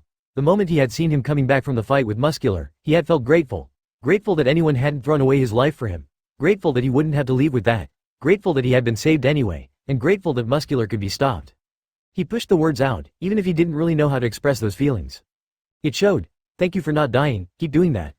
It probably said a lot about him that despite the threats to his loved ones and the fact that he had almost been killed by Muscular, that he still had the energy to cringe. Anyone paused, looked back at him, and said, I will do my best, then left. The child was excellent at giving directions, but Izuku quickly realized that the wind had been working against him and the fire had spread too quickly and in his direction, cutting off any way to access the camp. Standing over the edge of the cliff, he contemplated the fire that was climbing up the high trees. Izuku himself was high enough to see beyond the fire, and that despite the smoke, and the part definitely not on fire where Todoroki would be. And all of the other people too. And potentially Kurogiri and All for One. Better not forget about them. He would need to take care of both of them soon enough. Despite the flames, the trees were still standing tall. They were old and robust, refusing to surrender quietly to the blaze. With One for All, it was potentially possible for Izuku to jump from what was left of their crown, maybe. It wasn't like he had to do that through the entire area of the forest. He just had to cross the part that was on fire. But even if the fire hadn't reached the top of all trees, the heat sadly wasn't contained to the flames. He could easily get burned. The crowns of the tree couldn't bear his weight in normal circumstances and they were weakened. And there was the matter of the smoke. He took out his phone and googled, "How fast do you need to run in order not to get burned?" The first page only had results about how fast someone needed to run in order to catch fire and how hard you had to punch to ignite air. The former felt deeply ironic and the latter would have sent Izuku down a rabbit hole at any other moment, but his favorite quirk lab partner was out of reach. Well, Izuku had Black Whip to propel himself, his hoodie was fire resistant and he had always performed beautifully under pressure. He cracked his neck, stretched, took several steps back. He was going to need a running start. Please, tell me he is not seriously thinking about it. No one is that insane. He is. I know who he is related to, he is. I am too young to die a second time. Someone get that teenager a quirk. He just killed a man. Are we supposed to make him more powerful right after he tasted blood? Yes, to be fair, I am pretty sure it was self-defense. And let's not forget that if he dies, there is a 50% chance that he is going to end up as our roommate. What's the other option? We all disappear because One for All will be destroyed in the stupidest way possible. But honestly, I doubt. Oh my god, he's doing it. God fucking damn it. Izuku put so much power in his jump that a tiny bit of the mountain might have crumbled under his red sneakers as he launched himself into the sky, well above the flames, well above the smoke itself. The sheer exhilaration tried to rob him of any thoughts of the future, trying to make the present moment the only thing Izuku's brain could comprehend, but he pushed it back, forcing himself to prepare to use Black Whip and for the sudden heat he was going to be slapped with as soon as he would start falling. But he didn't fall. He was soaring. Tomoko's hands were warm with blood but the student's flesh under her fingers was deadly cold. She had put a tourniquet above his knee, right where his leg had been cut off, but he had already been unconscious when she had found him, and Search was telling her cold hard facts that she wasn't willing to listen to. She once again tried to call for her teammates but her communicator was dead. So was her phone. The villains had to be using some kind of jammer to destroy all means of communication. Common wisdom said not to try to move someone injured, but common wisdom didn't apply to a villain attack and, if that wasn't enough, an actual fire destroying a forest she had spent years protecting. It was why she had tried to lift the kid when she had realized no one would come to their help. If it wasn't for the knife still stuck in her back, she would have managed to take more than a couple of steps before falling, barely managing to cushion the student's fall. Common wisdom also said not to remove sharp things stuck into you until you were at the hospital. She wasn't so certain it would keep her alive for long. The other student, the one who had been hiding among the trees when she had almost stumbled in front of a cannibal, certainly didn't seem to think so. She could still see the way his face had shown hope and relief, then horror, and finally determination as he had run screaming and crying to lure the villain away. Tomoko had never seen someone running so fast in her life. She had been horrified, but at least, she could still follow the little man with her quirk and she knew that he might not be happy but he was still alive. She blinked and slowly shook her head. It wasn't like her to be all melancholic. It was the shock, doing things to her brain. He won't make it, a deep voice told her like he was talking about the weather. You know he won't. Like apparently making her unable to notice a giant man in a helmet sneaking up on her. He had startled her and the sudden movement had made the knife move. Blood spilled from her lips. It didn't prevent her from rising, forcing herself to stay upright. She was a hero. She wasn't going to die on her knees, waiting to be rescued. If he isn't sent to the hospital quickly, the blood loss will kill him and that's not even talking about other complications. The villain told her like she didn't know that. Like Search wasn't telling her exactly how much blood he had lost, how he felt cold despite the fire closing on them, and what were his exact chances of survival. But they weren't zero. That was all that mattered to Tomoko. The villain scared her. Despite the fog all over her mind brought by the pain and the exhaustion, she could still feel that he was unlike the other villains running in this forest. The sheer pressure he was giving off was a clue. But everyone had a weakness and she was more than excellent at finding them. Search locked onto him, looking for his power level and his weak points. A sound that could have been a cackle or a sob escaped from Tomoko's mouth. She took a step back. Only one. The only thing that prevented her from taking more was the fact Shinso was still behind her, lying on the ground, defenseless. A true hero would give their life to save someone. The monster smiled. She could hear it in his voice. Were you willing to give me? Shoto had regained consciousness just in time to see Mineta arriving from one side, chased by the nightmare of a dentist who had seen too many X-rated movies and two people from Class B arriving from the other direction, chased by something sharp and blurry. The pain was maddening but he was strangely detached from it. He felt that if he just let go, he could plunge back into the darkness and not have to fully appreciate what had happened to him when his flames had turned against him. There was ice on his right, the cold strangely painful. He didn't remember using his ice. It must have been his body trying to save him from his fire. Bakugo was still on the ground, writhing in pain. His arm, Shoto didn't manage to see the state of his arm, as if his brain didn't want to show it. Someone with impressive eyebrows was screaming in his face, which meant he must have passed out at some point. Someone from 1B, whose skin was pure steel. If steel could bleed. A girl from 1B, the one who kept hitting Monoma on the head every time he wanders near Class A, was crouched in front of Bakugo and Aoyama, the latter still unconscious. One of her wrists was bruised and purple, broken. They weren't in the middle of the road anymore. They had taken refuge in the forest. Teeth and steel tendrils were wildly thrashing around them, trying to find them and, judging from the way the trees were falling, they wouldn't hesitate to destroy everything in their way to get to them. Shoto turned his head, which his entire left side didn't appreciate, at all. He managed to catch most of his scream before it could escape his throat, but it still startled Tetsu, which didn't help Shoto's general state. Mineta was there too, his eyes huge, half-bald, and blood dripping from his hairline and all over his face. It meant that the one whose quirk had put Shoto and Bakugo in this state was still here. That was why the 1B girl had a broken wrist, why Mineta looked half-scalped, and it meant that if Shoto used his quirk again, he would either burn or freeze. He couldn't do it again. He couldn't even push away the memory of being gnawed on by his own quirk, even though he knew that repressing it was the only way for him to hope to function. But Mineta, Aoyama and him were the only one who had a long-range quirk. Aoyama didn't show any sign of waking up soon. Mineta's quirk couldn't take those villains out quickly. Shoto had to do something because no one else would help. His thoughts went to Dabi, his brother, who he had witnessed time and time again using his flames even though they turned him into kindling. Shoto had never dared to ask how he did it. He didn't feel like he had the right, not when he had the perfect quirk and certainly not after he had refused for so long to use half of his power. You do it because you have no choice, his brother's voice said in his mind. You do it because the alternative is to disappear. The pain was rising now and Shoto wanted nothing but to curl into a ball and to pass out again. Instead, he followed the swirls of teeth thrashing around. He took all of his energy not to let himself be hypnotized by their ravening rhythm and even more to guess their starting point. Maybe it took even more than that, it didn't matter. I know where you are. Tetsu's back was almost bare, his t-shirt ripped, and despite the steel protecting it, it was a mess of perforations, still bleeding. Shoto realized that he had used his body to shield them while he was unconscious or even before that. And when Shoto rose, facing the leather-clad villain, Tetsu also jumped to his feet, putting himself between Shoto and the other villain. Ice spread from his right foot, immediately numbing it. Fire would have been better to make the villain flee, but Shoto couldn't afford it. An ice wall, his usual stalagmites or even his strongest attacks were almost too much for his body to handle right now and were at risk of not immediately neutralizing his opponent. So instead, 100 of very thin ice spikes rose from the ground, scalpel-like in their sharpness. Many of them were broken by the teeth. Enough of them went through the villain with a wet and sickening noise, pinning the villain to one of the surviving trees. He squirmed, trying to get free, but be it the shock or the pain, he didn't manage to get away. Shoto spun, both arms outstretched, in the direction of the other villain. Fellow hero students were in the way. If he used ice again, if he could, he would touch them. Fire could be shot above them, it was going to hurt. Shoto accepted it, but his flames never had the time to emerge. For a moment, Minoru was convinced that a meteor had fallen from the sky and landed in the summer camp, which was probably an improvement for this night.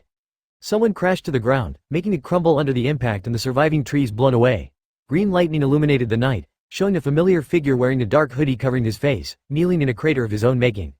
The pressure coming from him made Minoru choke, all of his body wanting to flee from the energy he could feel crackling from the one he recognized as the Hosu vigilante, but his brain kept screaming at him that if he moved, he would draw his attention and that wasn't a risk he was willing to take. Even the villain that had been trying to stab them for the past 10 minutes had frozen under the shock, the iron filaments that had been aimed at Todoroki hovering in the air, completely still. The vigilante slowly rose to his feet, his gaze, hidden but whose power was impossible to ignore, passing over the hero students, from Bakugo and Kendo who were further away from Todoroki. The latter was so disorientated that he walked towards the dangerous vigilante who had destroyed an entire harbor. Minoru didn't know if it was Todoroki having the misfortune of stepping in his personal space or something else, but the sheer energy of the vigilante's quirk changed, now saturated with pure rage. The air in the hero student's lungs froze, so did every muscle in his body, and images appeared in front of his eyes. Images of himself, dead from blood trauma, dead from being mauled by something that might as well be an animal, dead from being thrown into the flames, dead in every possible way. It took Minoru a while to be able to breathe again and even longer to remember the villains that were still out there. His body was trembling so badly he could barely see, but eventually, he managed to turn his head. Minoru's eyes couldn't pierce the darkness of the forest, especially with the light of the fire behind him, so he didn't see the villains hidden there. But the sound of their mad run as they were fleeing for their lives still reached him. Shoto stumbled into his direction, both maddeningly furious that he was here despite his warnings and so relieved he could have passed out. His body did the next best thing and he fell into his best friend's arms as his legs refused to carry him any longer. Midoriya gently caught him and held him, so warm that Shoto clung closer. He would never admit it out loud, but he knew that now that Midoriya was here, he was completely and utterly safe. "You did great," his friend whispered in his ear, his voice almost as cold as the ice that had sunk its claws into Shoto's very bones. "I am taking care of the rest."